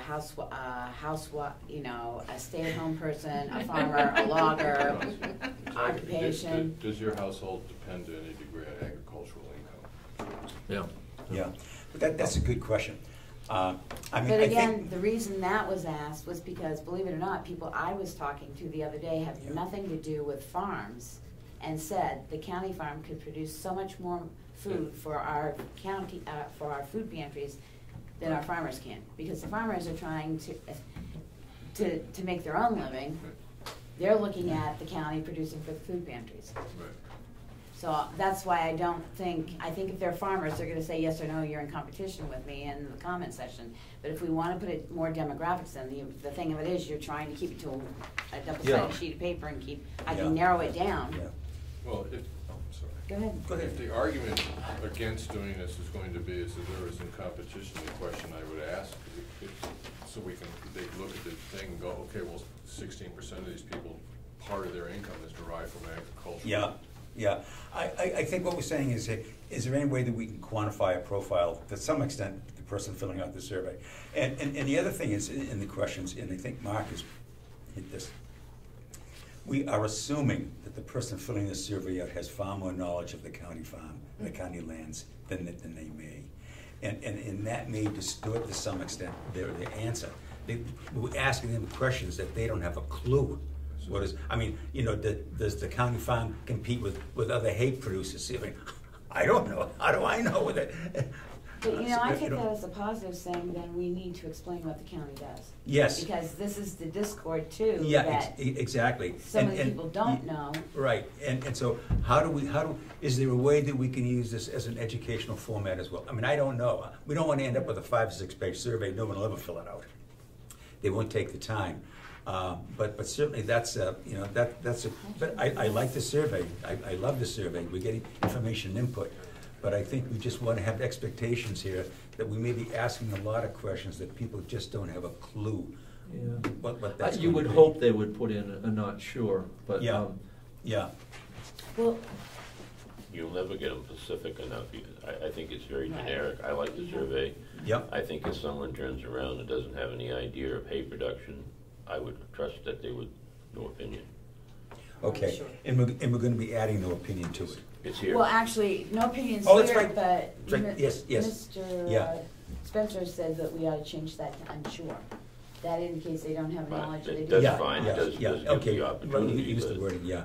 Unfortunately, we can't tailor this to fit every single Right. situation going on. So I guess That's if there's right. no Yeah. No, opinion you're or right, unsure, Frank. the We group can't do wants. that. I think Okay. this is pretty much generic, which I Okay, think it is Yeah, what we're yeah, looking for. yeah. Good. I'll leave that in your trusty hands here to basically finish this up. And Let's so talk a we little bit- have the Yes, ability Wendy. to meet as subcommittees and Yes, continue on, yes, and right. everybody's. As long as we don't have Okay. a quorum. And actually, Well, you're a subcommittee, I don't think you have to. Oh, yes, because subcommittees, we Unless you're a have to school have, board. Okay. Well, how many, if there are only 3 in the subcommittee, that's not a quorum. That's what I said, as long as we keep it to not a quorum. okay, all right. I'd like to talk a little bit about the mission statement, because as mentioned here, you know, I think if the delegation may ask, we're asking for this, or purchase for the study, well, what is it you're doing? What are you trying to do here? That's a fair question. And so I think a mission statement can help us to define that, as to just what it is we're trying to do. And what I found interesting is, as I think it's a question that the mission statement's got to answer, because I've heard both points of view on this thing. Do we just focus on basically how can we make the county lands more productive, maybe more profitable, or do we basically see the county lands as part of a much bigger picture here? And I found it interesting, Representative Butler's comments, the last is, you know, that what kind of a future can the county farm be part of? And I found that very, very interesting, because it's obviously not just, well, we're gonna see if we can't find ways to make the county farm more efficient, more profitable, but basically expanding the scope of the county farm. And last week, we did talk about that, the role that we thought the county farm could play in basically in the county itself, as far as agriculture, forestry, and so forth. So I think when we're looking at a mission statement, and I want to hear other comment on this, we've got to decide, is our goal twofold? Basically, how do we make the county farm more efficient? Can the county farm be a more profitable operation? And the other question is, can the county farm basically be part of a much larger goal here within the county? Right. Yeah, Comments, feedback? yeah, the word profit is a red flag. I would use the word value. Okay, all right. I think we want to be clear that we're exploring not only looking at just public ownership and management, but we're really looking at a whole range of options and opportunities, whether it's leasing out space or, you know, but accommodating private sector interests that may be interested in playing a role using this property or Right. the facilities Yes. here. Because you look at some, I mean, agriculture in Carroll County is not this huge thing right now, but it's starting to grow. And what the county does here can add value to those businesses. Mhm. Yes, I agree. I agree with Billy. I think you're nailing this thing. Melissa, you? No, I didn't. Oh, okay. I may have mentioned this last week, but we wrapped this thing up. I don't know what I did before there was a computer. It always, Google is my lifeblood here. And what I did do, and I think I may have mentioned this last week, and if I'm repeating it, I apologize, but I've gotten a little more information. Using data from both studies that I've read and also the USDA, back of the envelope calculating here. The food business in Carroll County is about $130 million a year. And that's just residents. That's not all the thousands and thousands of tourists that visit us every year. It could be a minimum of $130 million. It could be even more than that when you throw in tourists. It could be looking at close to $200 million a year. This is food consumption. And yet we, in New Hampshire, only grow 10% of that food. Now, I was unable to see any county breakdown, but statewide is 10%. So of this roughly approximately $200 million a year market, we're providing $20 million of that. Now you think, if we're looking at creating economic opportunity as bringing food production closer to home, I mean, it's, you know, as both Andy Kendall and Peter Benson said, we took the tour, the opportunities here are endless. Right. They're boundless, you know? So just focus on the food for a minute, and we'll get the forest products as well. But just taking a look at food, I mean, here is a roughly $200 million business. We're providing almost nothing of that. To put it in another perspective, if we increase that number, that 10%, by just 1 percentage point, we're adding $2 million to the local economy. Now, if you don't think that's going to have an economic impact, and that money's staying right here, it's home, it's not leaving.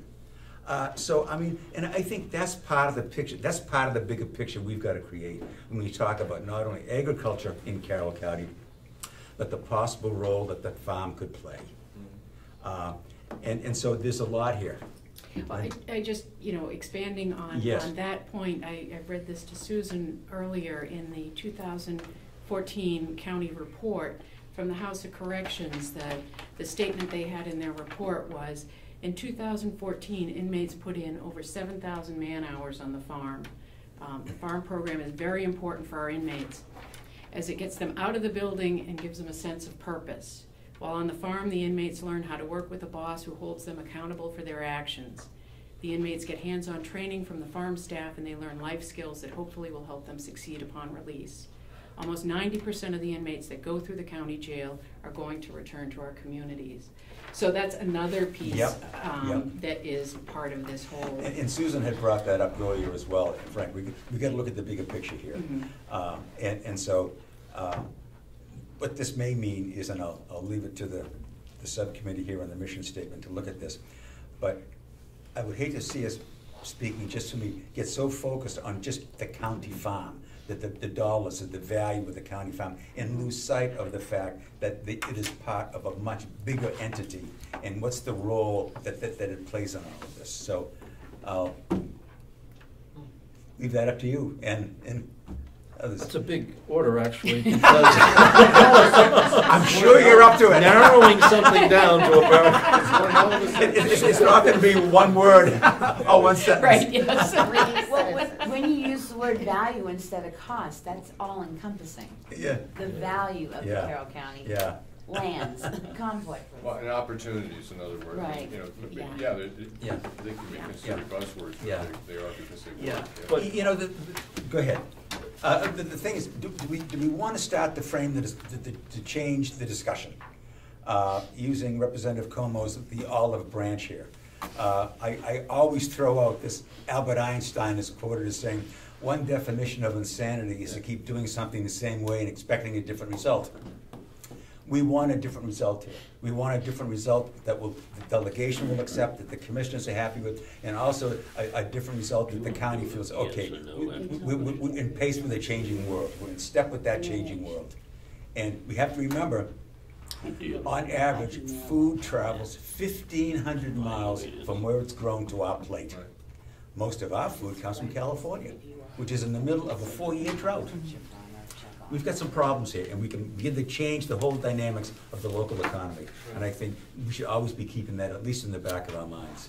Mark, you have a question. A very important issue, I think, is scope. Yep. And, I mean, I think we really do need to focus on, should this be agriculture, and should our focus be agriculture and forestry? I mean, there's all kinds of other things we could do. We could have hiking trails and things like that. But I think we need to stick with agriculture and forest.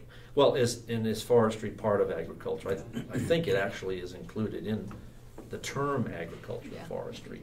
wood production and that Yeah. kind of thing. So, It might be the definition that IRS uses for agriculture also includes Oh. forest products and includes Think so. agriculture and some other. But again, I think, myself, I think we need, and that may be subcommittees that work on agriculture, but there may be another subcommittee that works on something else, like wind production, or works on the learning center. I think amongst this group, we may have smaller subgroups Yes. that work on, that's why the questions we're asking, wind power, solar power, hydroponics, and stuff like that, because the farm can, the county land, and I keep getting away from that farm, I'm getting Okay. yet. The county lands may not remain completely agricultural, but may play into the agricultural environment. Andy Kendall mentioned processing plants. That's the That's first, right. one of the first words he said when he saw all the buildings was, Yeah. this would be a great Yeah. location for processing Yeah. plants. Yeah. We have great growing seasons, but they're too short to supply the school with the needed food. Yeah. But if you could process 200 pounds of tomatoes, make all their spaghetti sauce That's right. or chickens, you'd be better off. Yeah. So, Yeah. You said you're trying to teach, that's interesting, you're trying to teach yourself not to say county farm, but county land? Mhm. Okay, no, that's, I think that's key. I'm working to get everybody No, to say that's- county yeah. land, not county farm, because I'm No, sorry, because- the minute you say farm, I know You where on that which thought goes agriculture and can the. happen, Yeah. but it is about the, no, I thank you for that. A That's couple of very- comments here before we go, and that is that, you know, we have used the word co-op, we've used the word private-public partnerships, and I think those are good words and terms to be using here. It was something else, talking about the processing. I love the USDA for the data that they give you. And they did a study, I may have sent it to the committee, I'm not sure. But what they did is they broke down who gets the food dollar. And the latest data they had, the farmer got 15 cents of every food dollar. And then who got the rest of it? And when you took the processing part of this thing, this was the actual process, the networking, the distribution, those added with the farmers made up 77 cents of every food dollar. Right. Now, if the farmers collectively worked on this in a cooperative or whatever, and the county became offered the processing, then that is all that money that now goes to the farmer. Now, obviously, there are costs to that. It's not, gee, I'm making now 70 cents of every dollar, because there are costs along the way, just as there are costs on that 15 cents that they're getting now. But the fact of it is the farmer now controls a lot more of that dollar.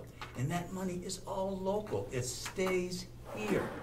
And that's what we should be looking at. How do we keep those food dollars in the county? Can I just ask one question again? then? Sure. Are we gonna send that letter to the delegation? Yes. Because I Okay. don't wanna go much farther until I know the delegation is at least willing to support this group. Okay, we had a lot of different comments and input on that. What are the steps we're gonna be taking? Well, let's reach a decision on that. Obviously, the letter is important. Now, did Wendy. you send out a copy of the letter that the commissioner signed? Did you send that out to our committee? No, Has anybody seen I did. that? Yes, I've got it right here. Let me hand it around before everybody Because goes. it'd be great to see a copy of that, and I think, oh, it's not long, you wanna read it? Want me to read it? Okay. Read it? sure. It's dated June 8th, 2016. Thank you, Ken. To Carroll County Farm Advisory Committee from Carroll County Commissioners regarding Commissioners' support of the Carroll County Farm. The Carroll County Commissioners support the continued investigation and advice of alternative uses for the 900 acres of county land on the Carroll County complex. Currently, there is a delegation subcommittee for Carroll County Education Center to be located on the complex. The county commissioners have established a farm advisory committee to investigate the alternative uses of the farm and to get citizen input of how the county should proceed in the future. The commissioners are also working with Andy Kendall of the Kendall Foundation and Peter Benson of the Charitable Foundation in hopes that these individuals in their respective groups establish a plan of action and a plan that the commissioners can endorse. By us signing this letter, we commit in keeping these lands available to the public and remain good stewards of these lands in which we shall remain a part of the Carroll County complex. Very truly yours, Carroll County Commissioners, and all three of them signed it. Would it behoove us to take what the Kendall Corporation actually gave us for wordage that Wendy had sent out and put that into a note to the delegation saying basically he wants to see support before he steps in? That might be a good idea. As I say, there seems to be at least some of the delegation that they want to hear what Andy Kendall has to say, but as we've discussed, he's not going to tell them unless they invite him. Right. And maybe that should be included as well. Thinking on that. Yeah, I would say that we need to really focus on what the Kendall Foundation told us they need from us to be able to come in and Yeah. help us. And Yeah. we need to find out whether the delegation, it would give them the assurances that the Kendall Corporation needs to come in to facilitate moving forward. That's I think. Yeah. Melissa. Is it possible to get something from Andy Kendall, a statement? Is it possible to reach out to him either by phone or email now and say, what assurance, what wording would help? What would give you that assurance to work with us? And see I what could he do that provides? if you wanted. Mm. I mean, Yeah. What is he looking for? Right. Yeah. And Wendy took really good notes at the tour of what he had said, but if he had just, a couple of sentences, if you can get the delegation to agree to this, we can work, we will work with you. Yeah, yeah. What sort of a commitment can they make? Right. And, because I think the faster that we get the delegation buy-in, and if we are gonna work with the Kendall Foundation, the sooner that happens, the better, because it may change all of it. It may change the survey, it may change the mission statement, it might change everything that we're talking about doing. So if we're really committed to working with them because of their expertise in this area, I think that should be the very first thing we do. The primary effort. And to work with the New And the Hampshire Charitable Charitable Foundation. Foundation. as well. Yes. Before we start, because they may have us, duplicate stuff that we've already done, but, just do it a different way, and because they're looking for different information, or I agree with you. I'm Should just do wondering we if we need a should- subcommittee to reach out to Andy to develop that language and to follow up with the contacts to the delegation? Or do you feel comfortable with that piece, or do you want to run it by all of us? What I'd like to do is, I'm comfortable in doing that, but what I'd like to do is what I'm gonna be forwarding on. I'd like to run it by the committee first. Mhm. And I know we're getting into, now we're asking the committee to make a decision without having a public meeting.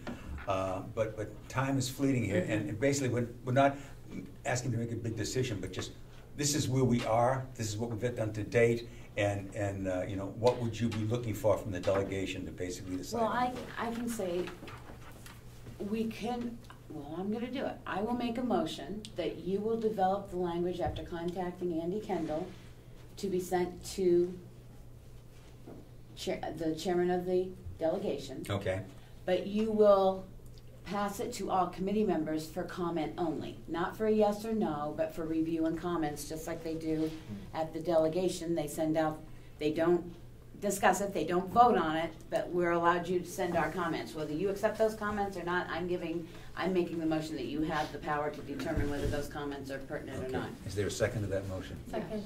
Okay, any further discussion? Okay, all those in favor of the motion? Aye. Opposed? Okay. You might be opposed, no. You notice I abstained. Okay. I would like to suggest too, when we talk about the language that the commissioners used was to look at alternative uses.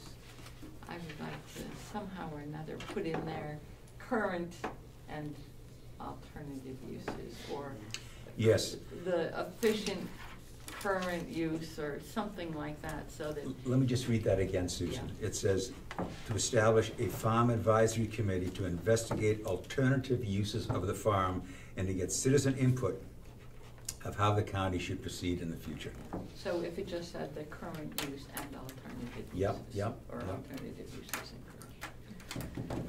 I Okay. guess current use is the wrong word because we talk about that with land. Yeah. But the existing Okay. farm And operation. you'd like this as part of the letter that we'll be sending to, email we'll be sending to Andy? Yeah, I just don't want us to ever start thinking that we're only looking at alternatives. We're looking at building an efficient operation of what we already have. Yes. As well as. Yeah, well, that was what I said in the mission statement. Basically, there are two things we want to touch on here, and that is how do we make the farmlands more productive and so forth and efficiently run, as well as exploring what future uses we may be able to use with those lands.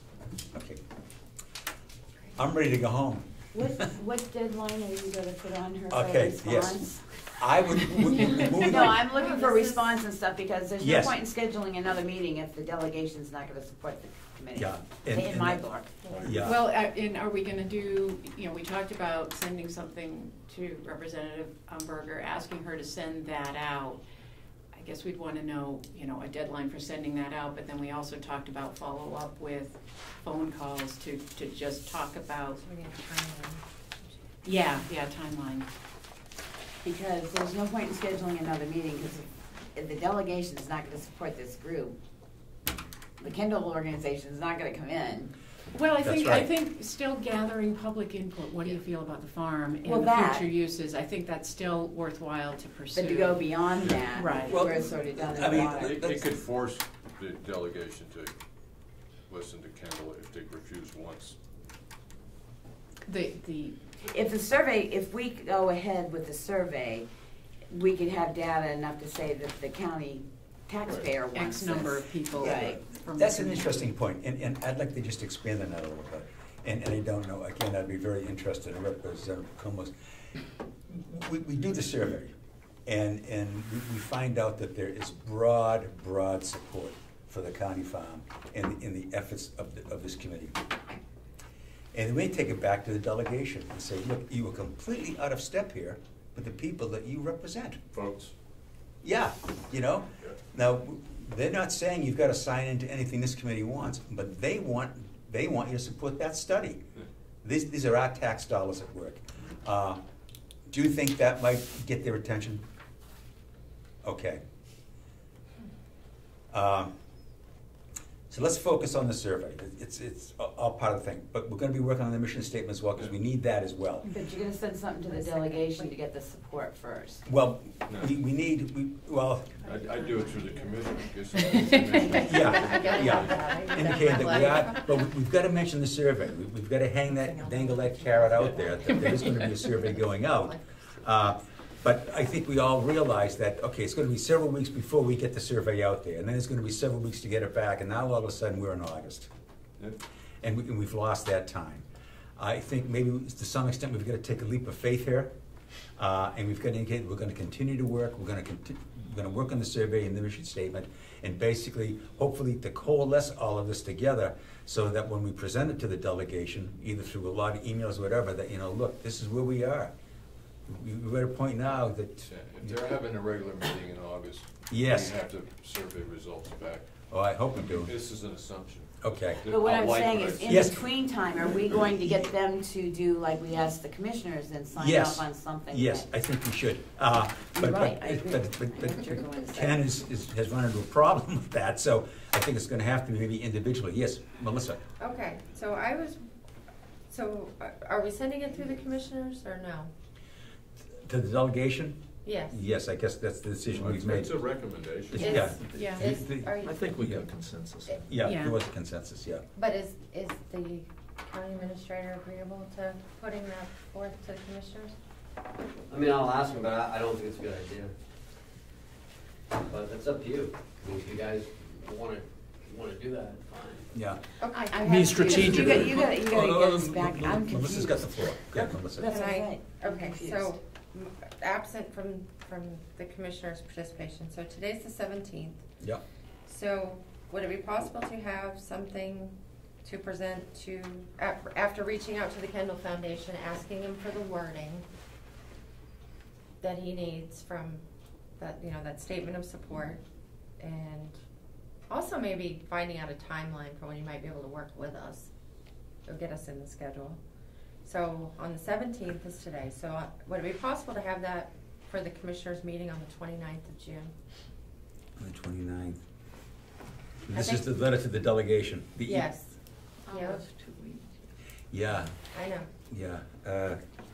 I'd like to see if we couldn't do it before that. Well, I was gonna say the 22nd, if you think that's possible. I don't Let's- know how let's try for the reachable Andy 22nd. Kendall is. Yeah. I don't know. We all Well, need wait a to be minute able here to now. respond Well, I to- thought we were talking about two different things. One is an email to Andy Kendall, and the other was to the commissioners on the email to, But what I'm, the letter to the delegation. what I'm thinking of is a statement that's going to the delegation that includes a piece from Andy Kendall saying what he needs to see as a show of support from the delegation, to be inserted in that letter to the delegation, I think. with a cover letter from the commissioners that says, our committee has developed this and we'd like you to consider it, respond to them by so-and-so and such and such. And they will be following up with phone calls and so forth. Mm. That's what I thought was happening. We produced the letter to the delegation, but it comes with a cover letter of support from the commissioners.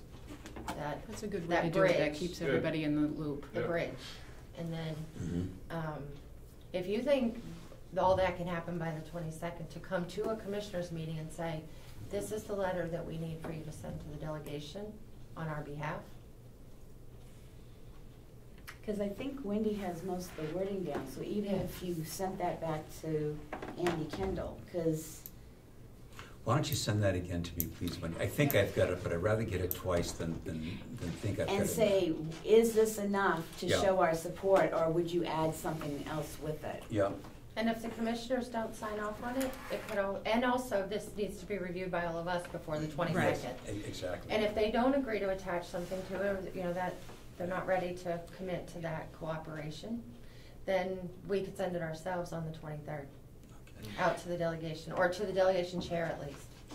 I think we Maybe. ought to at least be able to get them to say, we have supported this principle, it'd be great to get some background information about the Kendall Foundation and the New Hampshire Charitable Foundation, just a paragraph of they have provided assistance to X number of communities working with agricultural issues.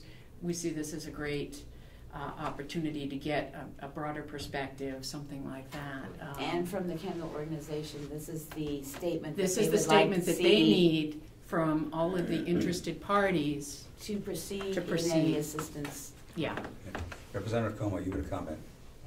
I see a possible 91A issue here. Yeah. If this delegation letter goes out, how are we supposed to, as a delegation, respond to it? Are we now gonna start deliberating over email?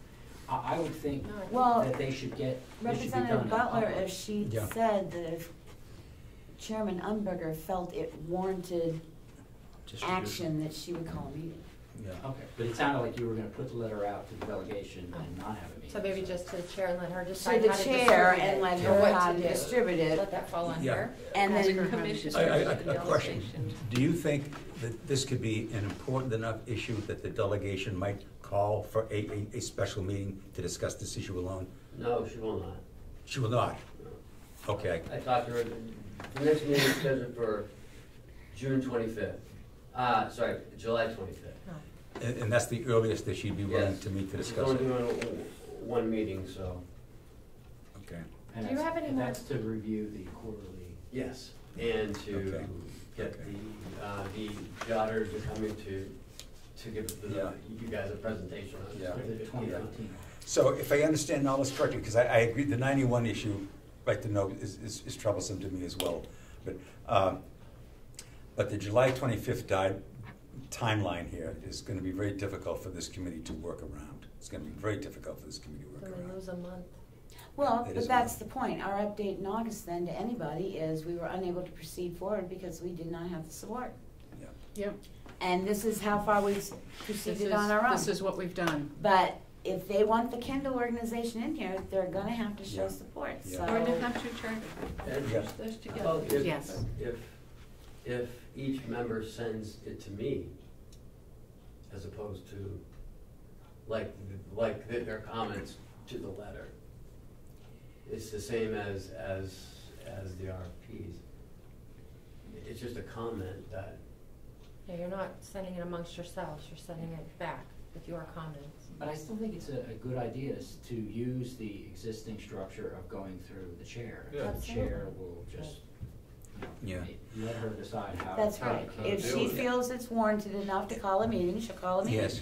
If she doesn't and decides to take it up in only thing our report can say is this is how far we've gone. Yeah. We can't go any farther until we get Yeah. shown Yeah. support. And Well- a month goes by very quickly. Yes, So it does. We'll be here and Sorry. Well, Would it listen, be enough to get, just the DPW subcommittee support? DPW. I The think- farm no, subcommittee? they were pretty certain that it was powers of bees, that Yeah, Andy it's was gotta be pretty the whole certain it was- delegation, I think. Both Okay. him and Peter were pretty certain that it had to be powers of the That's bees. a tough one to get support. Let me contact, there was a motion made and passed, basically, for me to get in touch with Andy Cannon. Let me just throw this out.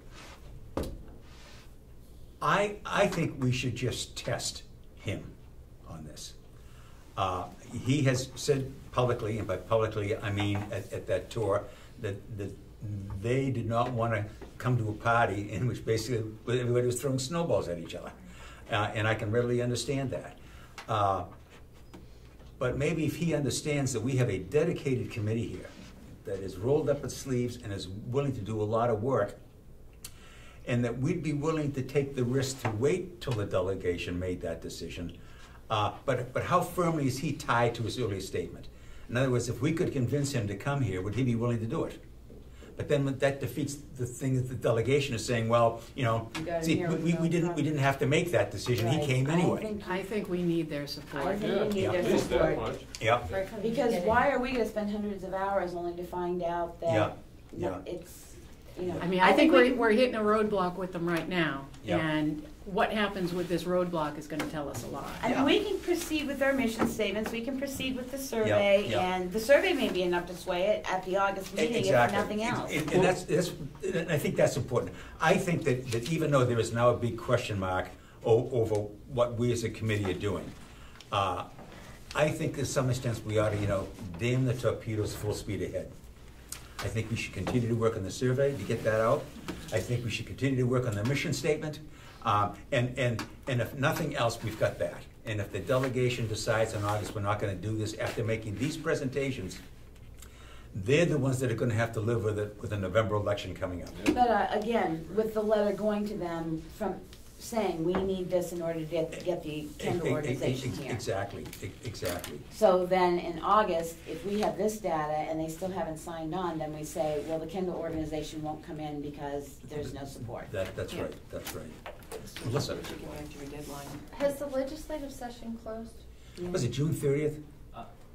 they pretty much Closed finished. yesterday. Okay. Yesterday? Yeah, I was gonna say, I thought they did. Okay, well, that's just another All right. time that they're all I would, together. I would like to see more of the delegation here. I appreciate Representative Comeau and Representative Butler, but I'd like to see more, yes. A good indication of constructive conversation was when 4 delegation members did show at this committee and Mr. Kendall was here. There was a constructive conversation. Yes. So, if we have a delegation meeting coming up in July, why can't he be invited to the delegation meeting? Now, that's an interesting point. And there will be another constructive conversation. Would it be, I don't know how you phrase this, but I think if he came up, and I can't speak for him, but based on the comments that he's made in the past, that if he did come up, and he really do, it would be with the expectation that after making the presentation, you'll at least support the study. Right. There should be a vote after that. Yes. And that would be a crucial. That's the point. litmus test. Well, it's a crucial point for the delegation as a whole to hear Yep, the sides. yep. Maybe now a learning center type of presentation of something else that we. Yep. Because I see very much there's similarities between the two groups, but you got everybody in one room, and then we take a vote either to send that or give him that letter at that moment. Yep, yep. Of support, and then we go from there. I think that would be. So for that to happen, we would need both Andy Kendall on board to come to that meeting, and we need Karen Umberger on board to allow that presentation to happen. Put it on the agenda. Yeah. Yeah. Okay. And I think that's the constitutional process of our government is to go through those channels. So I think it would work. And I don't think a month is really that long to wait. Ken? Just to let you know, on that day we have our 2015 auditors going to be here. We have our jail.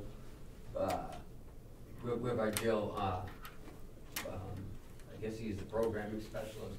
He'll be here. So if you're gonna have Andy Kendall And they're all gonna be a part of the agenda. Yes. So it's gonna be a busy meeting, isn't it? Yeah. It's gonna be a long meeting. But I'm not trying to say that, they won't listen to him. Yeah, yeah, but they're gonna have a lot on their plate to begin with. Because if they Well, let's don't even support see if it, he's And- and they have available. the- Yes, Maybe that's a good point. And maybe Yeah. it's an optional. Yes, after July lunch or 25th. something. I mean, I can't speak for the delegation chair or the delegation as a whole, but we're elected by the people to do something. So what? It takes all day. That's what we're supposed to do, not do something and go run home. What time does that meeting start? 9 o'clock. 9 o'clock? And is it right here in this room? It is, okay. One of your points where you're unsure about how much we should include the commissioners and stuff is that it might be reasonable for you to approach the commissioners and say, this body is going to request of the chairman of the delegation that Andy Kendall be there.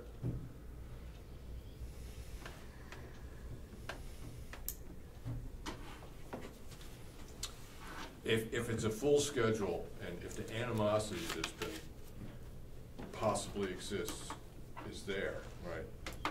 It might take a little, the animosity might have a little less bearing upon whether or not we get on the schedule.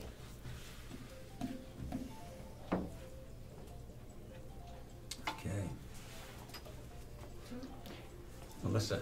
We do have, Thank you. No, me. thanks to government oversight, there is tape available of Andy Kendall's previous presentations at the county. Yes, he was yes. No. He spoke for about Not in half an hour the at the commissioners' Right. meeting. Oh, yeah. He spoke very well, I thought, and really laid out a lot of In different April. things. This is good, but 6 or 7, it probably was April, yes, but he was here. He So, we sat could basically right reference where that in the Becky's letter. sitting now Yeah. and spoke. Representative McConkey, Representative Yes, Cordelli. yep. Representative Comeau. Yes. He's not sending a I letter. sent Andy Kendall that video. He's not sending a letter. we're not doing it. Okay, That's what okay. it sounds like. What are we not doing? We're not doing the letter. So we are not sending a letter to the delegation previous to their meeting? I confess in all honesty, Becky, at this point in time, I'm not sure just what we're doing. Oh, okay, okay. Well, we should probably decide, do we have a preference? Do we want to try to do the letter, or do we want to try to have Andy Kendall come up and speak at that delegation meeting and follow that train, or should we try to do both of them? Well, let me get the comment that was made earlier and this, I would like us to continue to work on the survey. I don't want that to drop. I really like to get that survey out there, because I think that gives us, the commissioners of the delegation, a more solid footing as to just what sort of support is there out there for this committee. And secondly, I'd like us to continue to work on the mission statement, because if Andy Kendall does come up and the delegation's here, somebody's gonna ask, well, just what is it you're doing? And I think it's important that we're able to very clearly and precisely, this is what our mission is, and this is what we intend to do. And now, do we wanna send the results of the survey to the delegation beforehand, as soon as we get them? Do we wanna send a copy of the mission statement to the delegation and the commissioners as well? How much advance do we wanna do? I think whatever we do needs to go to the commissioners. The commissioners are the ones that started Yeah, this committee. okay, as Mrs. suggested, and let them send it out. But I guess I'm still lacking here of, I know the commissioners are in support of this committee. Yes, I they have are. no doubt, Yep, I've got it right here. but I have no idea what the delegation's in support of. Yep, So the earlier the better, right? I think we send the letter, because if they absolutely say, no, even with this, we're not supporting this committee, then you have Andy Kendall come up and talk to the delegation, see if he wants to deal with them directly, because he's not gonna come up if he doesn't have any support. Right. He made that pretty clear down on that tour that, I know. so I think rather than calling up Andy Kendall and say, hey, can you do a presentation, then have him find out there's no support because nobody can define what he's doing, versus setting out something in advance and saying, this is what we got from our tour. Commissioner Cordelli, Representative Cordelli was there, Representative Ticehurst was there. They heard both of them say the similar thing and say, we'd like this to go out to know a consensus. if they say no, why invite Andy Kendall up here? So we have the motion, it was seconded, it was Passed. approved Passed. unanimously That you that could that send we were out- gonna do a letter, and it was going to be reviewed by everybody on this committee, and then it was gonna be forwarded in some means, either with or without a letter from the commissioners, on to Karen Umberger to go out, hopefully, to members of the delegation, and we were gonna follow up. So is that still how we wanna proceed? Okay, that's, That's what I Okay. thought. okay.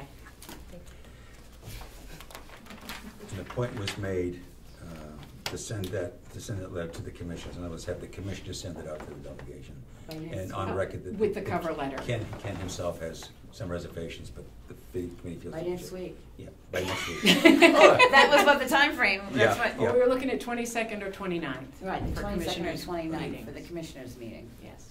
Are they meeting both of those dates? Or do they have any? Okay, Yeah. all right. And this is just a letter basically asking for the delegation to support the study. Well, basically, I thought we were gonna contact Andy Kendall to see if he Yes, had any yeah. verbiage he wanted Okay, added okay, to what okay. Wendy had. Okay. I'll send the Nicely verbiage out dictated. again and, Okay. I have a question on right to know. We can't meet by teleconference, is that right? Yeah. Not in a quorum. yeah. Okay, No. but as You subcommittees, can, Here 5 we minutes can. ago. You can video into here. no. If we were all at home, we can't we can't teleconference. No. Yeah, all right. If you That's have too a- bad, If but you have a Yeah. quorum. What we gave him permission to do was to get his information from Yes, Andy Kendall yes. Design. I was Send it authorized- out to us for comment only. Yes. He can determine whether he wants to put the comments in or not. but we can't have a regular meeting by teleconference. No. No, No, we cannot. okay. We can- But as subcommittees, we can talk to one another As without long a... as you don't have a quorum. Less than a quorum. So you can't have a quorum of members. So as long as we keep our We can say subcommittees to anything we 2 or want. 3, we're okay. Okay, before we leave, okay, now, you're gonna be heading up the mission. We're gonna work on the Okay, mission you and statement. Henry. Yeah, I'll give you my email. Okay, yeah. and Becky and Wendy and Melissa are gonna be working on the survey. Okay, now, when do we meet again? I personally would not like to wait the 2 weeks, and I know that's really kind of cramming it. Could we meet next Friday? Is that too short a notice for everybody? There's no, I'd have to move you to another room Okay, downstairs in probably deeds. I'll have to check with them. okay, Or at the nursing home. Or at the farm. okay. Well, first of all, is that, this next Friday work, or is that, Well, I don't even know, Or I they gotta don't, look at I the don't date. doesn't for Okay. me, it doesn't for you? no. Okay. Well, you want to wait till the following Friday then? What would that be? Today's what, the 17th? That'll be July 1st. Right, Yeah. we're getting into holidays. On that weekend, I yeah. have no that's- problem with next Friday. I- If we have anything to discuss, that's Yeah. gonna be the issue. Uh, Is that gonna get people on Thursday would with work it? for me. How about next Thursday? Thursday Fine the with me. 23rd. That would be It's better. open. Okay. And races on Friday. Okay, what about Thursday? Yeah. Next Thursday? Thursday works. As far as I know. 9 a.m.? 9 a.m., okay. Does that work here too? Ken, or do we have to listen? Yeah.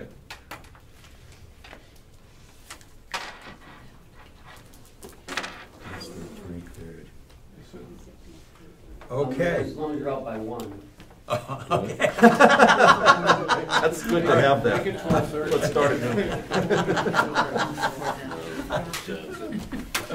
So, Thank you, Susan. That being said, you need a motion. Motion to Yes, is there a adjourn. motion to adjourn? There. All right, all in Yay. favor? I You're- guess I should just send those out. Yeah, that's the other thing you have to do.